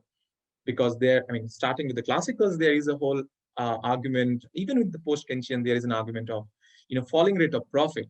So if we think of that, I don't know, this is still very preliminary. I'm not making a conclusive statement, but I'm just saying that this is the decade of 80s, this is the 90s, this is 2003, and then this is 2008 to 16. If you think of the median profit rate, that's kind of declining for the entire economy as a whole. And when it comes to the rate of accumulation, as I've already discussed, there are phase-wise variations. One of the points that I want to highlight is that, as you can see, that there is a somewhat positive relationship between rate of profit and rate of accumulation. And the trend are different for different phases. But at the same time, there's a lot of variations within the data. So it's not only the profit rate that can perhaps explain the rate of accumulation. And this would also be seen through our empirical analysis. Okay, now this is our basic model where we have taken the accumulation in the current period as our dependent variable, and the previous year accumulation and the profit rate and the demand is our main explanatory factors, or the independent variables on the right hand side, as you can see. So when it comes to this demand, we need to say that what we are taking here is as a proxy for demand is India's GDP divided by global GDP.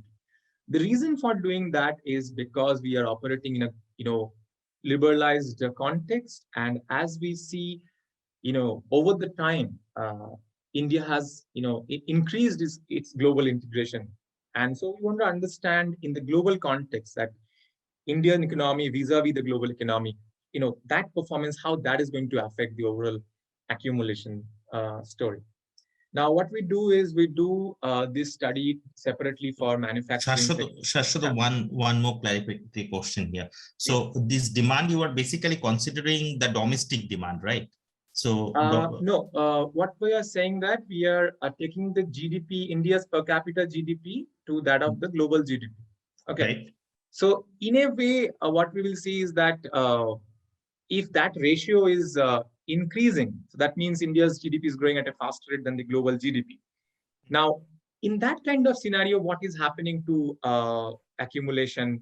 And if that ratio is falling, what's happening to accumulation? So that ratio is increasing means India's domestic demand is increasing, right? Well, you could say that, but yes, in a way, yes. Yeah.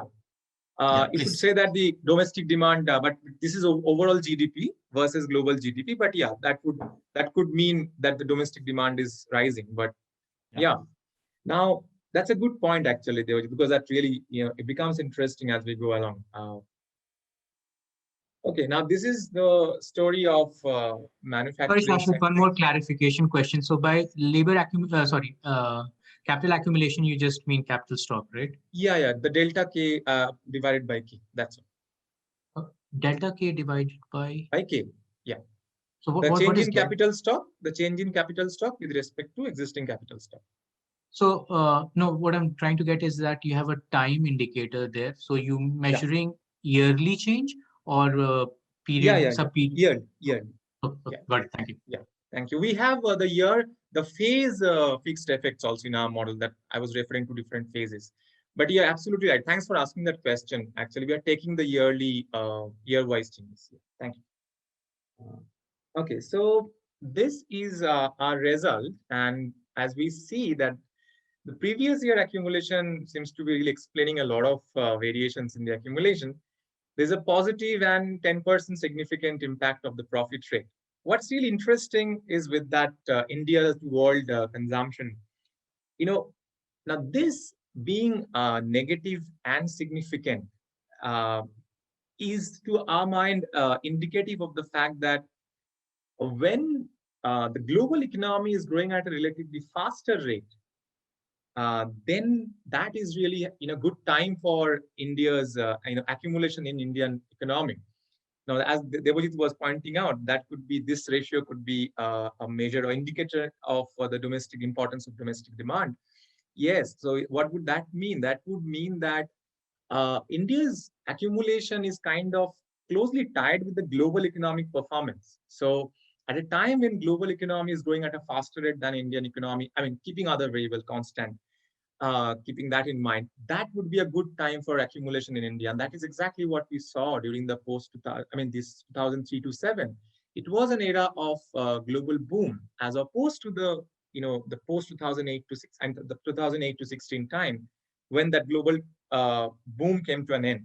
So this is actually something that we want to probe further, because it actually shows or indicates or connects to this whole discussion that perhaps India has a problem of demand deficiency when it comes to domestic demand. Because as you can see, if it's so, it's connected with the global volatility and so on. So in order to have a more stable, sustained growth, what should India perhaps do when it comes to manufacturing sector accumulation rate? And this is something, as I said, this is still preliminary, and we are working on this, and we want to prove this further and perhaps develop the model more, rigorously. When it comes to services, the results are somewhat similar, but not significant. What really becomes significant is that period of 2003 to 7, and that really shows that there was this period vis-a-vis the early 90s, that is the reference period, has really had a, it had a statistically significant impact on accumulation in service sector. And because we did not find a statistically significant result for service sector, we want to go further. Maybe service sector is perhaps operating, the dynamics of service sector would be different. And that is the reason we kept these two separate. Maybe this would be different, and perhaps we need to explore more, carefully about the service sector. What are the other factors that could be at work here? So to conclude this work in progress paper of ours, what we did is we wanted to explore the capital accumulation story in order to understand the process of economic growth. We highlighted the sectoral and temporal variations in capital accumulation. We saw that there's no substantial difference between the pre and post-reform era now, as far as capital accumulation is concerned. But then there is considerable variation. If we consider the post-reform era, we should not consider this as a whole, because that is where the problem begins. As I said, that this is a very dynamic thing. As the numbers keep changing, your understanding of the whole scenario keeps changing. If you just take the whole, the whole period post-reform era as one, because that's not really the case. And the different slowdown and different deceleration, upsurge are for very different reasons. Sometimes it's not necessarily a typical cycle. It's not exactly that all the time. Okay, but what we find is that somehow the global volatility seems to become important in our understanding of capital accumulation. And that also raises the question of, how much we should really look into the, boosting our domestic demand in order to sustain that. So what we see that the 2003 to 7 is a very good phase. But now, if that is a very good phase, it also raises a question that, is that phase kind of an outlier in the whole story? Or so that is also raise an open question. Therefore, if that is a phase where most of the stories is coming out as a very impressive, then what about the rest of the years? Okay. So therefore, what we see from our empirical analysis is that when it comes to both manufacturing and services, the past accumulation rate is a very significant determinant, and profit rate has a positive impact on capital accumulation, statistically significant for manufacturing sector in this analysis so far. And India's capital accumulation could be potentially vulnerable to global economic growth volatility, and that leads us to this thing that we need to probe further into the importance of domestic demand. Okay, thank you, and that's all from our side. Right. Thank you, Saswata. I think there are already some hands raised. Okay. So yeah. So Shubaranda, I think your hand. Yeah. Thank you, Devajit. Saswata, thanks for the paper presentation. Well, I have two observations. First is that in this particular paper, I guess like you are trying to explain the process of accumulation of capital rather than the process of growth. You did mention that there is a link between the capital accumulation and the process of growth, but what you are trying to explore is how the capital accumulation is taking place in the context of profitability and the other variables you mentioned.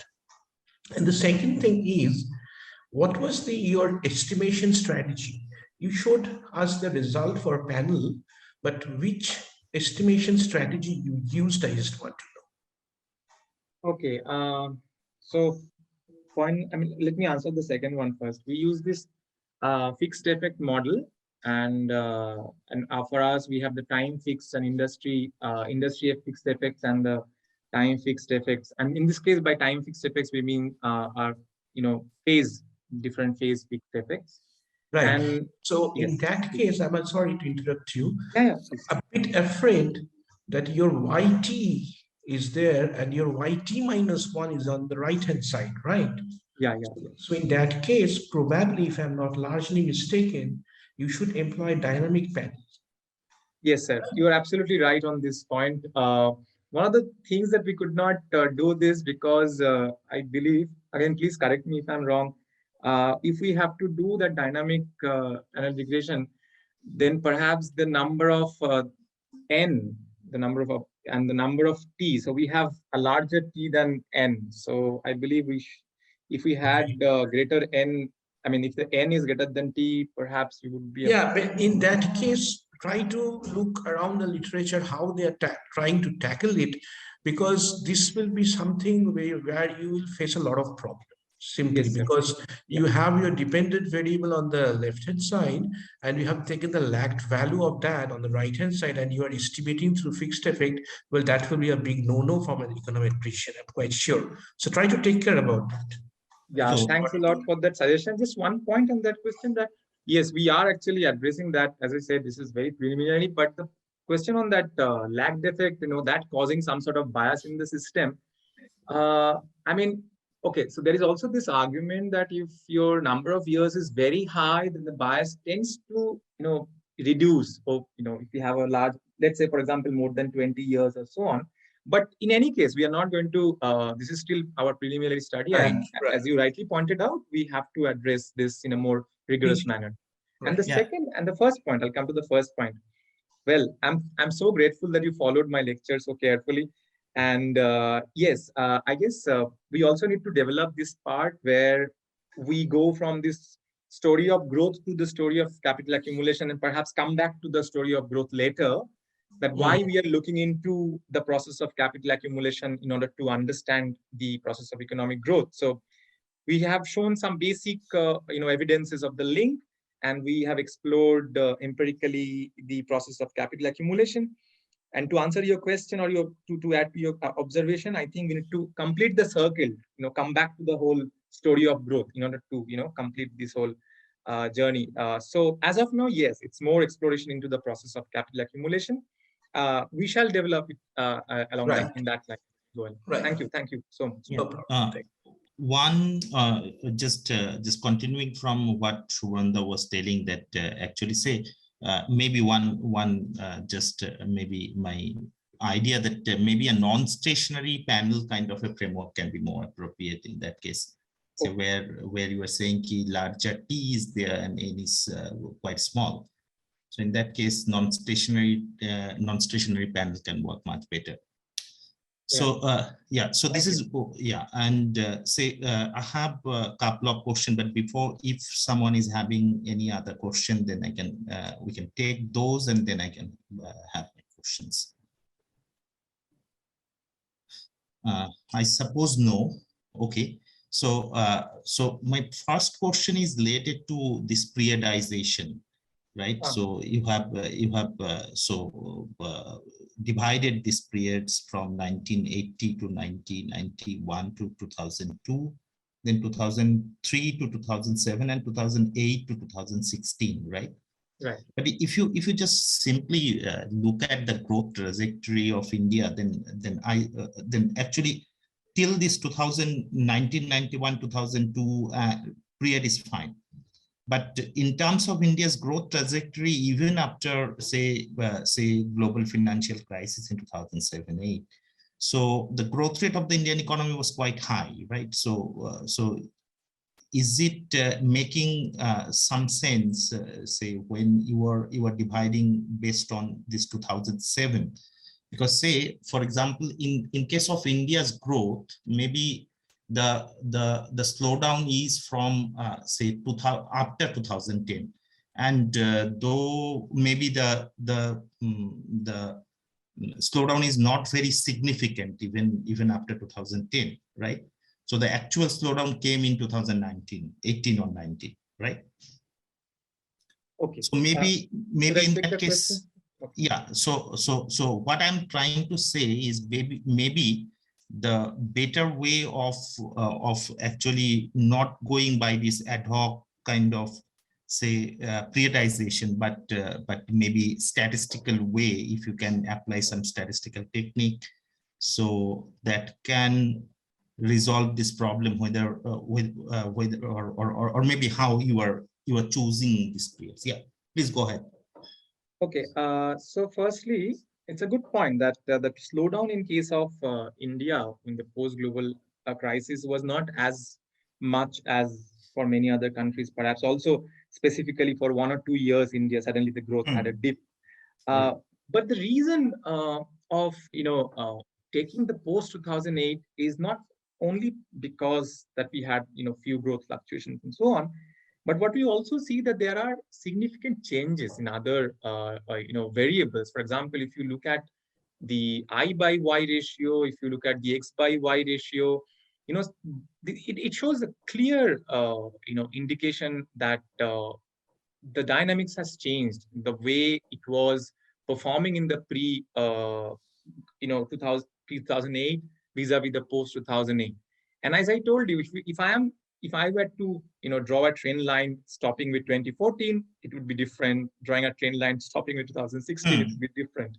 Yeah. Now, the reason this is more of an analytical periodization, but yes, you have a good suggestion there to apply some sort of statistical technique to test the breaks. We did that, some sort of, this is still, we did some basic ANOVA test of different periodization. We refrained from doing a, biparent kind of technique because that's a very different, that has a very different philosophy altogether.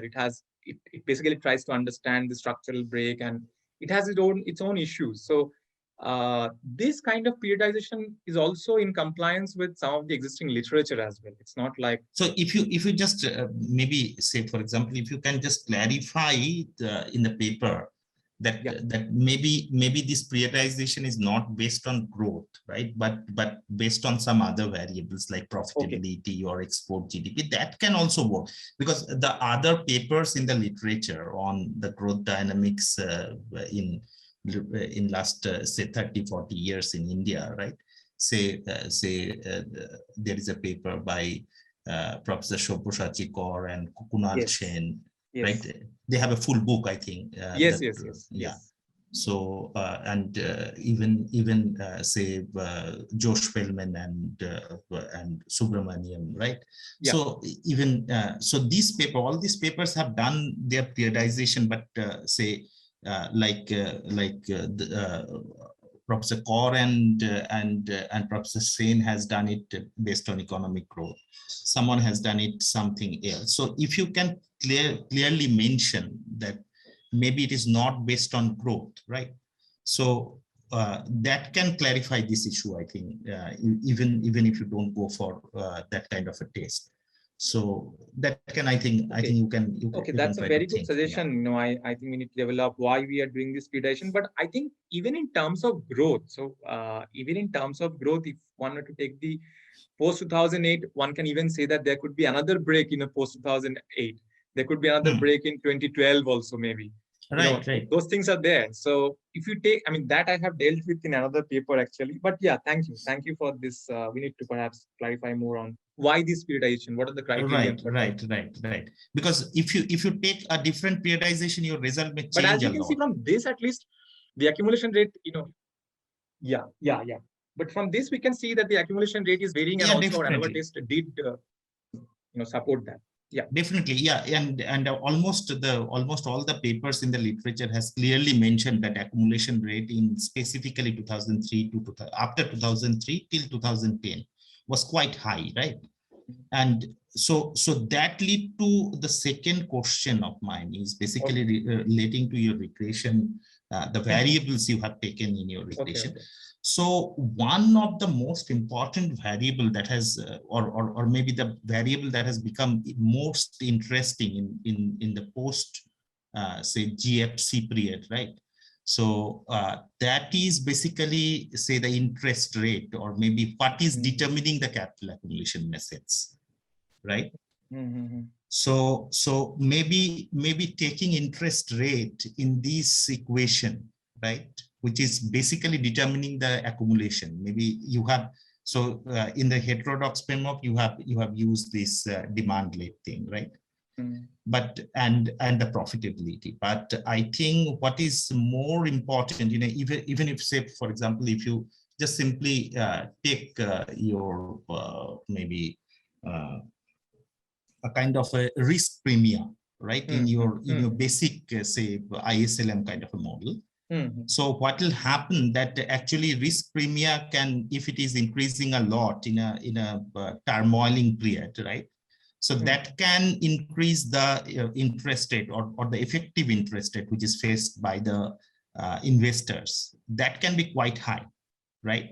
So that can has a direct impact on capital accumulation even. So if you are just taking this this profitability rate, right?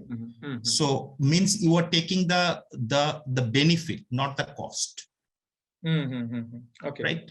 But if you are taking the cost and benefit together in the right hand side of this model, so this will give you the clear picture that what is basically determining the capital accumulation rate. Yes. Okay. Yeah. Right? Yeah. That makes sense. Yeah. Yeah. Yeah. So taking the interest rate, or maybe the effective interest rate, or maybe the risk premia, or maybe something like, say, for example, the ratings of the or credit ratings or something, right? Yeah. Or the AAA plus type bonds, or maybe a combination of those. So that can give you a much better, I think, insight that what is happening in case of the capital accumulation. Correct. Right. And third point is relating to the institutions. So in case of economic reforms in India, right? So there is a lot of institutional change, and there is a huge amount of labor market rigidity, and many people are saying that or maybe the rigidities in the land market. So that can also determine the capital accumulation rate in a much more, say, the rigid kind of a framework, right? You have any suggestion on any of the variables, for example, that you are referring to? So it is, so institutional variables are you know, that it is very complicated, right? Yeah, that is itself is a different discourse, actually. Yeah, so forming a kind of a index of institutional variable is really challenging. But maybe there are some proxies that has used in the literature. Maybe in case of Kochar 2006, they have taken something like say the Harfindel index of concentration of industrial concentration, right? Or maybe the transmission and distribution loss of electricity. So maybe the crime rate, or maybe a composite index of some of those. Right? Because say some of the rigidities are coming from not only directly from, say, the policies, but the kind of policies that has been taken, right? So that can also, since you are say dealing with the long run accumulation, so that can have a huge impact. Yes. Okay, I think. Thank you. Yeah. Thank you so much, Debajit. These are very helpful suggestions from both, and you and sir, both of you gave very good suggestions. Thank you. Thank you so much. Okay, so I think we have the last presenter again. If she can, or maybe last time we've not been able to hear. So the last presenter is Sharmi Sen, and so just let me. Yeah. Sharmi, can you hear us? Or so we can't hear you till now.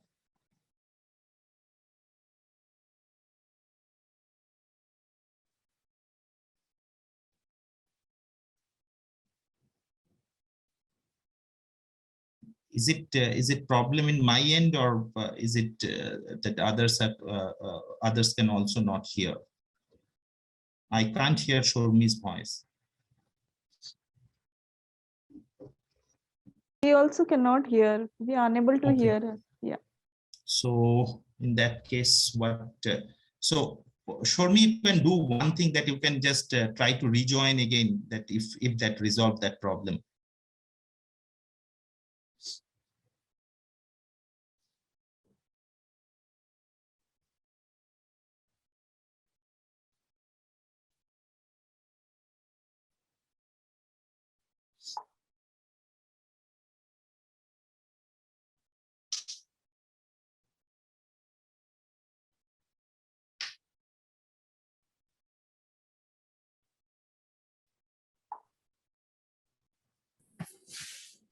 Am I audible now? Yeah, you are audible. So fine. So though we are running short of time, but still, so your presentation is on quality of bank credit and its implication for sustainable growth, a macro-theoretic introspection with reference to BRICS nation. So just before that, Geeta, if we take 15-20 more minutes, is it fine? Yeah, it's fine. It's fine. Yeah. Okay. I'll try to wrap it up very quickly. I'll just move on to the major results. Right. I'll try to do that then. Yeah. Okay. Sir, could you please enable screen sharing for me? I want to share my screen. So Ajay-ji, IT team, can you make show me host here? Ajay, are you there? This is the problem, I think. Maybe in the server room, they are not there. So I think I can try once, right? But I think, yeah, I'm co-host, I'll not be able to make her host. So Professor Geeta, would you like to call Ajay-ji? Yeah, 1 second. Yeah.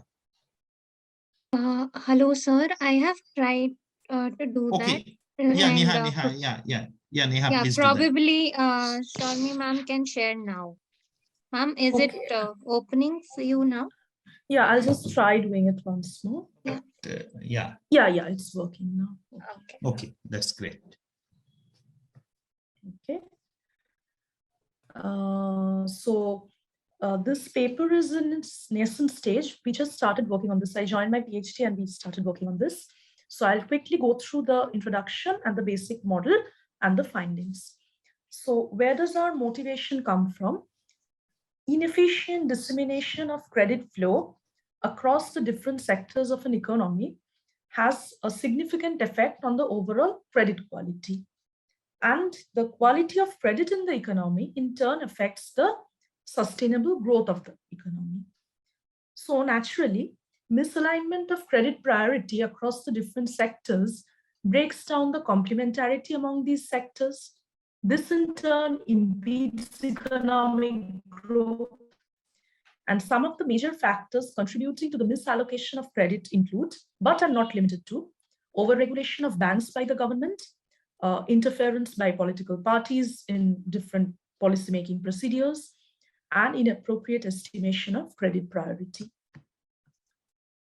So different investment projects have different gestation lag lengths, which sometimes, not sometimes, in most cases leads to a mismatch in the term structure of assets and liabilities for the banks which finance these projects, and which in turn can affect the quality of credit by financing the projects. Public sector banks in India are characterized by short-term liabilities. However, they are forced to lend for infrastructural projects, which often take a considerably longer term to generate returns. Due to this, these banks often face the problem of moral hazard in their lending activities. In addition to the problem of adverse selection in the pricing of loans, this happens because of the presence of incomplete information related to the borrower's repayment time or the degree of likelihood of default.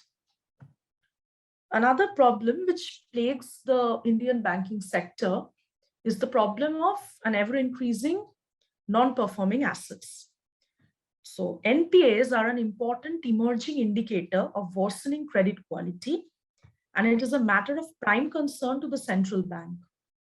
Because in a country like India, the central bank and the regulatory bodies along with it, they are key in keeping the growth engine operative.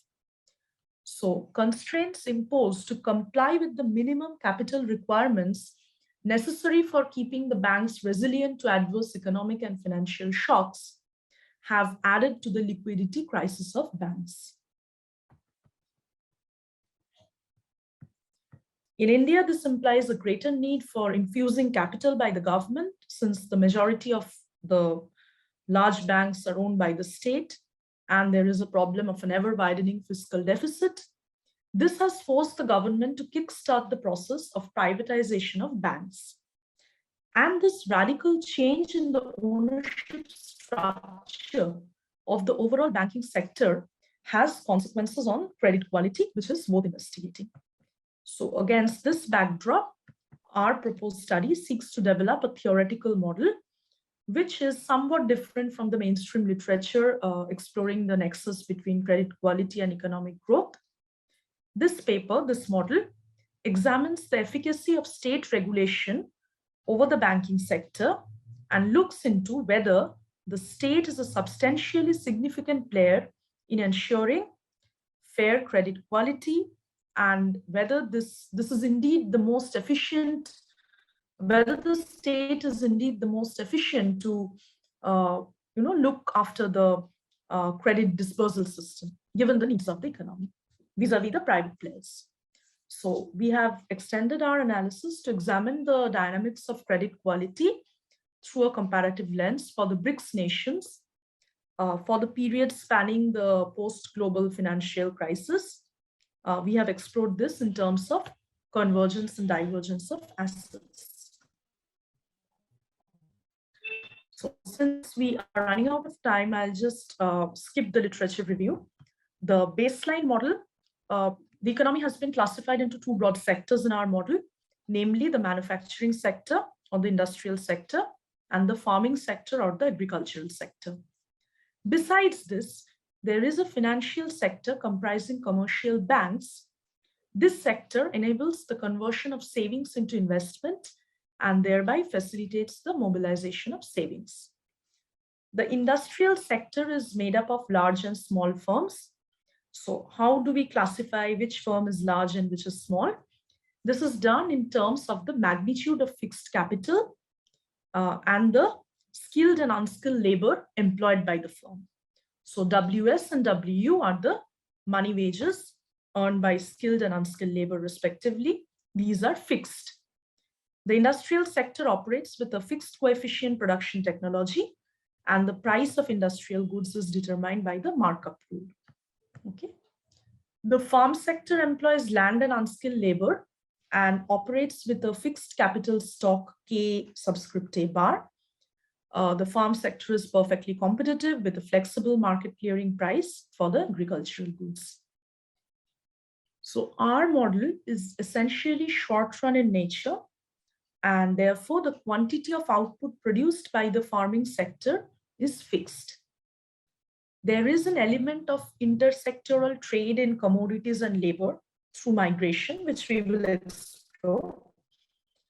The industrial sector requires AM units of the agricultural sector's output to produce every unit of its own output, denoted by YM.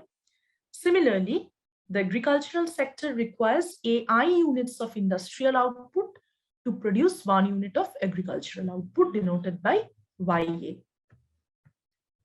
So the industrial sector comprises both skilled and unskilled workers, and the ones who make profit, the profiteers. Their respective output shares are denoted by theta S, theta U, and M by 1 plus M, M being the markup imposed by the producers of the industrial sector. So the aggregate consumption demand for industrial goods is given by this. I have not shown the mathematics behind this. And aggregate investment demand is given by whatever is written here, these units, where investment demand is credit financed and theta is the risk premium on the loans given to the farm sector. So investment demand is credit finance, this being the point to be noted here. So just one clarificatory question, this investment demand in both the sectors, right? It is dependent on credit, right? Yes, right. Both for industrial and agricultural sector. Okay, and there is no variation. It depends on the risk premium theta. Yeah. But I'm saying in terms of the demand, there is no variation, right? So no. Right. Okay. So the consumption demand from the agricultural sector is given by CRA units. And given that the industrial sector has excess capacity and there is also labor which is involuntarily unemployed, we arrive at this equilibrium condition shown here. And the price of industrial goods is determined through the markup rule given by equation 2. Next, we come to the rural sector. The rural sector comprises large farms which operate with hired labor and small and marginal farms which do not employ outside labor. The rural sector output is fixed at YA bar units. So beta fraction of this total output accrues to the large farms and 1 minus beta accrues to small and marginal farms. The agricultural sector faces its demand from rural workers who are earning a flexible wage. So their wage is flexible, WA, and the agricultural sector, the demand for the agricultural sector goods is given by these units. Large farms sell their entire output to purchase industrial goods. And whereas small farms sell these many units of their output. 1 minus mu, 1 minus beta, these many units. Mu denotes the fraction of intermediate demand for industrial goods by the rural sector. And this demand is financed by credit with decreasing interest rate plus risk premium. As credit increases, the interest rate falls. Okay. Actually, it's the other way around, so it's inversely related. So we have the equilibrium condition given by equation 3, and the flexible wage WA is given by equation 4. Next, we come to the financial sector. So the financial sector is basically acting as an intermediary in the mobilization of savings towards finance investment. So we make an assumption here. We assume that investment expenditure is financed by bank credit, and bank credit also finances the expenditure on intermediate input derived from the industrial sector and used by the rural sector. The total savings accumulated by workers in the industrial sector is held in the form of bank deposits, and so is the case for the large farms which are operating in the rural sector. Profiteers reinvest their entire savings. These are popping up. Okay. So the banks set aside a certain fraction denoted by gamma of new deposits as provision for loss on doubtful debt. The banks also hold excess reserve as fraction lambda, which is increasing in the interest rate, but this fraction is decreasing in the rate at which it borrows from the central bank or the rate at which it lends to the central bank. So that borrowing and lending rate is denoted by R. So given that interest rates are flexible, we have the credit market equilibrium given by equation 5. So we have 5 endogenous variables in our model. The industrial sector output, industrial sector price given by YM and PM, the agricultural sector price PA, flexible agricultural wages WA, and interest rate. These can be determined from the 5 equations we derived so far. Also, from equations 3 and 4, we can solve for the market clearing price of industrial goods, PA. Okay. Equation 1 gets reduced to this, to equation 7, and substituting from all the equations, we can reach the equilibrium industrial output and interest rate, which has been shown here. Okay. So the schedule basically shows that an increase in the interest rate is associated with a decrease in manufacturing output for equilibrium in the industrial sector, for the market for the industrial goods. So for an increase in the interest rate, I, aggregate investment falls by these many units. This results in a fall in the demand for industrial goods. Now, given that everything else remains constant, this leads to an excess supply. Therefore, YM will fall. And following a unit decrease in YM, excess supply also shrinks by 1 unit, but the consumption expenditure contracts by these many units. So contraction of industrial output will translate into a contraction of input demand for the rural sector output. Given that the supply of rural sector output is fixed, this would require that the agricultural price has to fall. This results in contraction of purchasing power of rural sector large farms, and this in turn results in a further fall in the consumption demand for the industrial goods. So following a unitary rise in the interest rate, industrial sector output contracts, and that explains the downward sloping schedule. Okay. As for the CC schedule, following an increase in naturally aggregate savings rises and an excess supply comes about in the credit market. Therefore, the interest rate has to fall. Now, following an unitary fall in the interest rate, the supply of loans rises by lambda I units, but the demand for loans rises by these many units. So the net fall in excess supply is given by this minus this. Therefore, following an unitary increase in the interest rate falls. And also, the schedule has to be steeper than the CC schedule in our model in order for the equilibrium to be stable. Okay. So next we come to some comparative static results. We look into industrial recession and its impact on the economy. Okay. So what is an industrial recession? How have we modeled this? So a recession may emerge as an exogenous fall in investment demand for the industrial goods, led by worsening of profit expectations. The consequences of such a recession on the interest rate, industrial output, and the price of agricultural goods have been shown in the diagram, this diagram. Okay.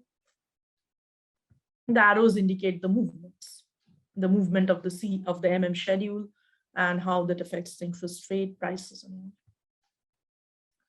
So following an adverse demand shock to the industrial sector due to a pessimistic outlook in the investment demand, the aggregate demand contracts at every given rate of interest, and therefore the schedule shifts to the left. This results in the contraction of equilibrium industrial output, so much so that it becomes demand determined. This causes a contraction of savings, the interest rate rises, and the investment demand falls further. The squeezing up of industrial activity leads to a fall in the demand for agricultural goods through the intermediate input channel. And this therefore results in a fall in the price of the agricultural goods. Okay. This in turn further reduces the intermediate demand for industrial goods by suppressing the purchasing power of the big firms. Therefore, we see that there is a further contraction in the demand for industrial goods. Now, the other side of this coin is that there is a contraction in savings and thereby a contraction in the supply of funds that banks can lend out, leading to a rise in the interest rate. So this increase in interest rate leads to a further fall in investment demand. All of this leads us to proposition 1. An outbreak of industrial recession will spill over into the farm sector through the demand and credit channels, which will further the recession and would make it even more pervasive. As a result, we will see a considerable potential for default on loans by both the industrial and farm sectors, leading to worsening of asset quality and contraction of credit flow across the sectors. Next, we see what happens if there is a rise in the non-performing assets. The spike in NPA will worsen the assets of the banking sector, and naturally that will force the banks to increase their provisioning against potential losses, potential default. As a result, the supply of loans will reduce. This will further trigger another economy-wide contraction in output activities, productive activities. This has been shown in this diagram. The CC schedule shifts.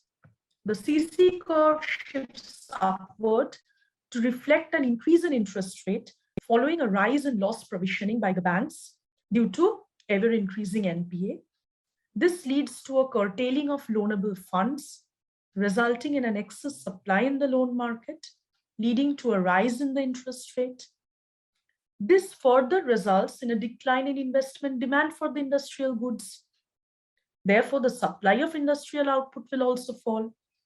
This contraction in turn translates into a decrease in demand for the agricultural goods, causing the agricultural price to fall. This leads us to proposition 2. Worsening of asset quality due to a spike in NPA in the banks leads to a contraction in the flow of bank credit in the economy, leading to another bout of contraction in industrial output and a fall in the price of the agricultural sector. Lastly, we see what happens if there is an input subsidy being given to the farming sector and an indirect credit subvention. So this input subsidy is financed by taxing the profiteers, and it works by raising the price of agricultural goods that were suppressed during the recession. So this leads to an increase in the sales proceeds of agricultural output, which was assumed to be given the total agricultural output. And therefore, there is a rise in savings and the supply of loanable funds increases. As a result, the interest rate falls. This in turn stimulates the investment demand for industrial goods and leads to the recovery of the industrial sector. This cascades to give rise to further improvement in terms of trade for the agricultural sector, as has been shown in this diagram. Okay. So following the introduction of an input subsidy to the farm sector, which is financed by taxing the profiteer, the consumption demand for industrial goods falls. On the other hand, the input subsidy reduces or rather minimizes the need to sell the agricultural goods at a low price. And this results in increase in price and consequently the savings of the large farms. This causes a rise in the supply of loanable funds with the banks, leading to a fall in the interest rate. Therefore, there is an increase in the investment demand for the industrial goods. So, the net impact on the demand for industrial goods will be positive, given that the consumption propensity of the profiteers is relatively low. So, there was some mathematics behind this, which I have not shown here, not included it in the slides. So, as a result of this mechanism, there would be an improvement in the demand condition in the industrial sector. This would spill over into the agricultural sector. The prices of agricultural goods would rise, and this increase in the agricultural price will feed back on the demand for industrial goods, which were being used by the large farms. And in this way, the involuntary unemployment and excess capacity problem in the industrial sector will be combated. This leads us to proposition 3. Input subsidy to small farms in the agricultural sector will work towards improving the terms of trade of agricultural goods vis-a-vis the industrial goods, and thereby will cause an accretion of savings by the farm sector in terms of industrial goods. This will lead to a fall in the interest rate and consequently a rise in the investment demand in the industrial sector, which was earlier facing a recession. Okay. So we have included some small empirical investigations. The asset quality dynamics and sectoral decomposition of GDP for the BRICS nations. So we try to examine whether the BRICS nations are showing any absolute or conditional convergence for the post-global financial crisis period in terms of asset quality. Asset quality has been measured by gross NPA as a percentage of total advances with respect to the commercial banking sector. And we see how this may be correlated with the sectoral composition of GDP.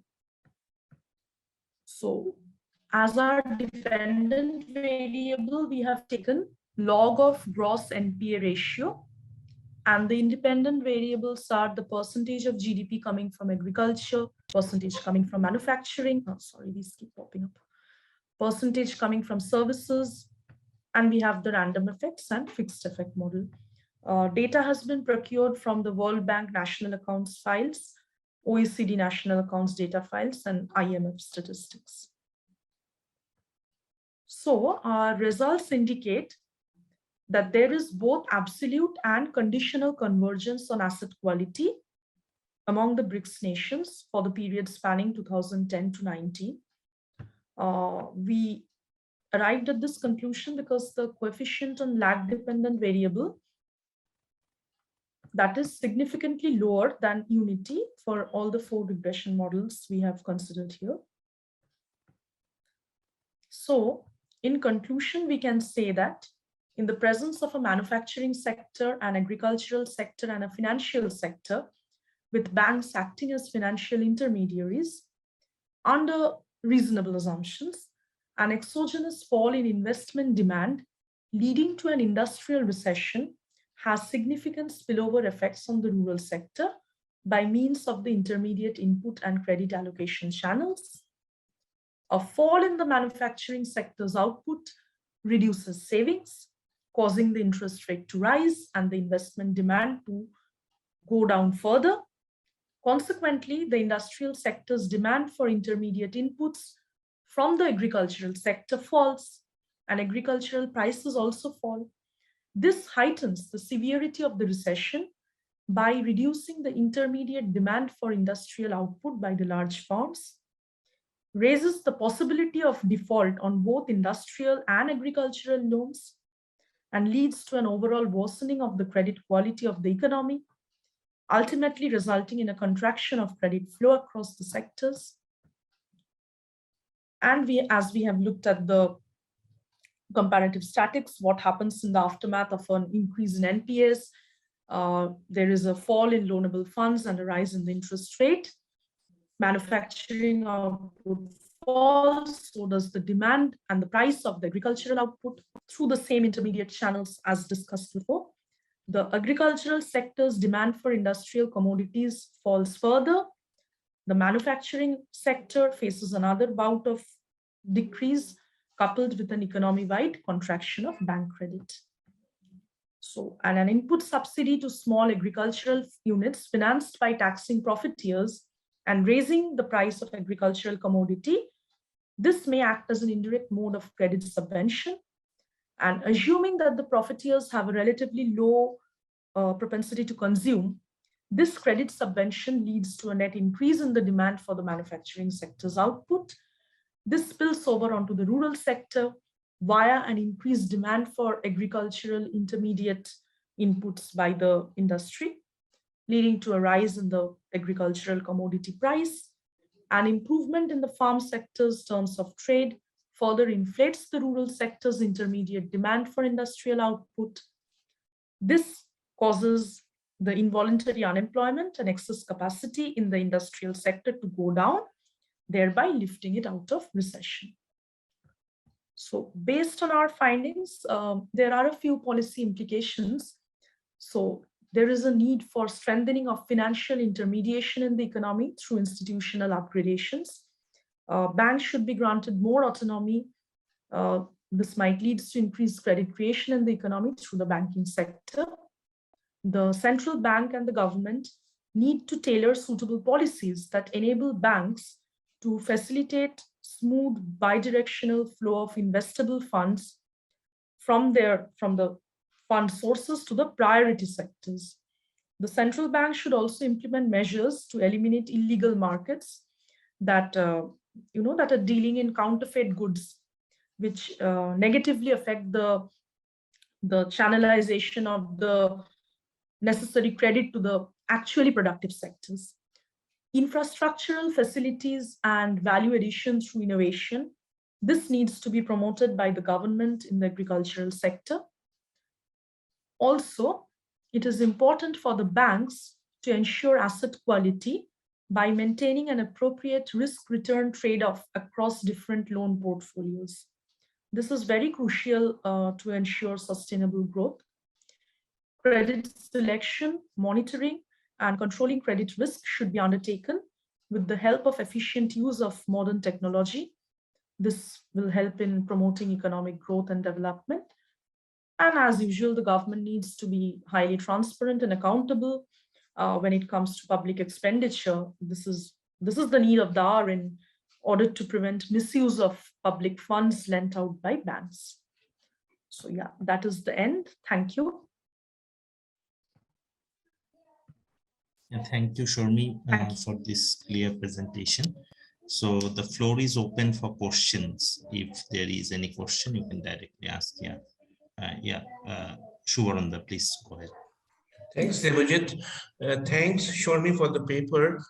Well, I have noticed like the model itself is very deterministic in some sense, because when you are taking in terms of, let's say, investment, and you have taken largely it's a function of the rate of interest and to some extent the risk premium, right? Yeah. The underlying assumption throughout was that if there is a cut in the rate of interest, and the textbook model suggests that the investment is going to spike up.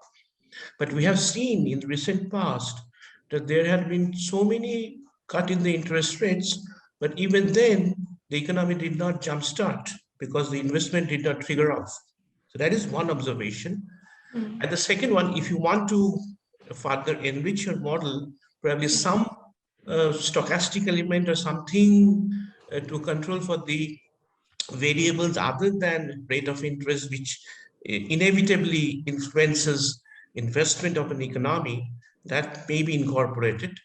And the second point is, if you can go back to your table where you showed the result for convergence, and you mentioned about absolute convergence, but your table seems to me that it is talking about conditional convergence. So if you can go back to that table, and if I have mistakenly I'll just do that.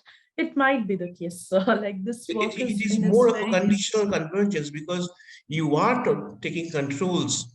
I have seen like you have taken some controls like agriculture, and your dependent variable is log of gross NPA.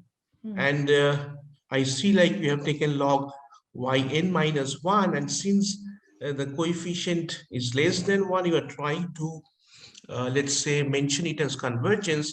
But if you look into the convergence literature, I'm quite sure Devajit will also agree, well, that's not a perfect way to look into that. And this does not even mention about these results does not confirm absolute convergence. So that please take that part off.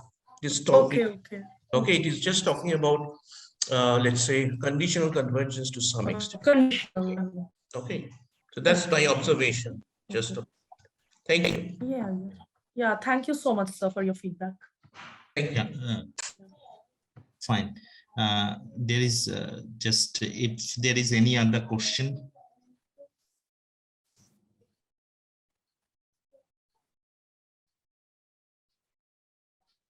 Okay, so let me ask one question here. Just I don't have many questions now, but just one question. So basically, say for example that if we look the problem, start looking the problem from that NPA, which is basically, or maybe that how credit is being impacted by NPA. Yes. And then basically the usual solution that there are basically two different kinds of usual solution in that case. And the usual solutions are, first of all, to restore the monetary transmission mechanism, right? Yes. So that can fix up somehow the change or maybe transmit the interest cut of the central bank to the other sectors of the economy, right? This is one. The second is the recapitalization, right? Recapitalizations of banks and maybe the financial institutions, so maybe the non-bank financiaries as well. So now, say for example, you were talking about the input subsidy to the farm sector. Yes, right. Yes. So maybe I'm just looking at it from a policy perspective. So maybe say, for example, that your way of looking or just giving the or maybe the maybe suggesting that the farm subsidy can resolve this problem, right? So this is a kind of a maybe a part-time solution, right? So but actually, say for example, you are saying how to get out of the recession. But in that case, say for example, the farm subsidy can actually lead to maybe compilation of more NPAs, because farm subsidy should come from somewhere, right? So the entire subsidy is not being able to come from taxation in the country, specifically like India. Your say empirical analysis for the BRICS countries. True. So even for say the China, or maybe even for Brazil, so it is very difficult that say from where you are financing the input subsidy to the farm sector, right? Yes, right. Correct. So now the say how you are looking at it, say for example, that two different policies, that input subsidy to the farm sector, which may definitely increase the demand, or maybe the terms of trade in the agriculture sector, which can again enhance some kind of demand in the economy, that make the investment profitable, right? This is one aspect. And the second aspect is, I'm saying, resolving the policies or resolving the problem itself, right? By say recapitalization of the financial institutions, or maybe in a certain kind of ways, or there are many other ways as well of tackling the NPA problem. Okay. So in your model, maybe if you can incorporate that kind of a debate, so that may seem interesting. We'll definitely try to do that. This is a very pertinent point. We'll definitely try to do that. Thank you so much, sir. Thank you. We'll try to explore this. Okay, so is there any other question for Sharmi? Okay, so if so I think there is no other question, so we can close this session. We are already half an hour late. So thanks for presenting your paper. And okay, I should just say there was another question for Amartya, the first presenter, but so in the chat box I couldn't look at it at that time. So Amartya can say take that question and maybe just give answer to Neha, if it is possible, for just in 1 minute. Sorry, I got disconnected for a while. Could you please repeat the question? So yeah, so there is the question. Let me just find it out in the chat box. Sir, Amartya sir answered that question in private chat. Okay, that's great. That's great. Okay, fine. Yeah. Okay, so fine. So I'm now closing this session, and thank you to all of you for your presentation. All the presentations were really nice, and there was lots of discussion. And I think we can go ahead with this in the similar way in the entire conference, right? Thank you again for all of you. Thank you, Professor Debajit, for the moderation. Thank you. Thank you, Neha, for reporting. Thank you, everybody, for being here. Thank you to all the presenters. Thank you. Thank you. And good night. Thank you. Good night. Thank you.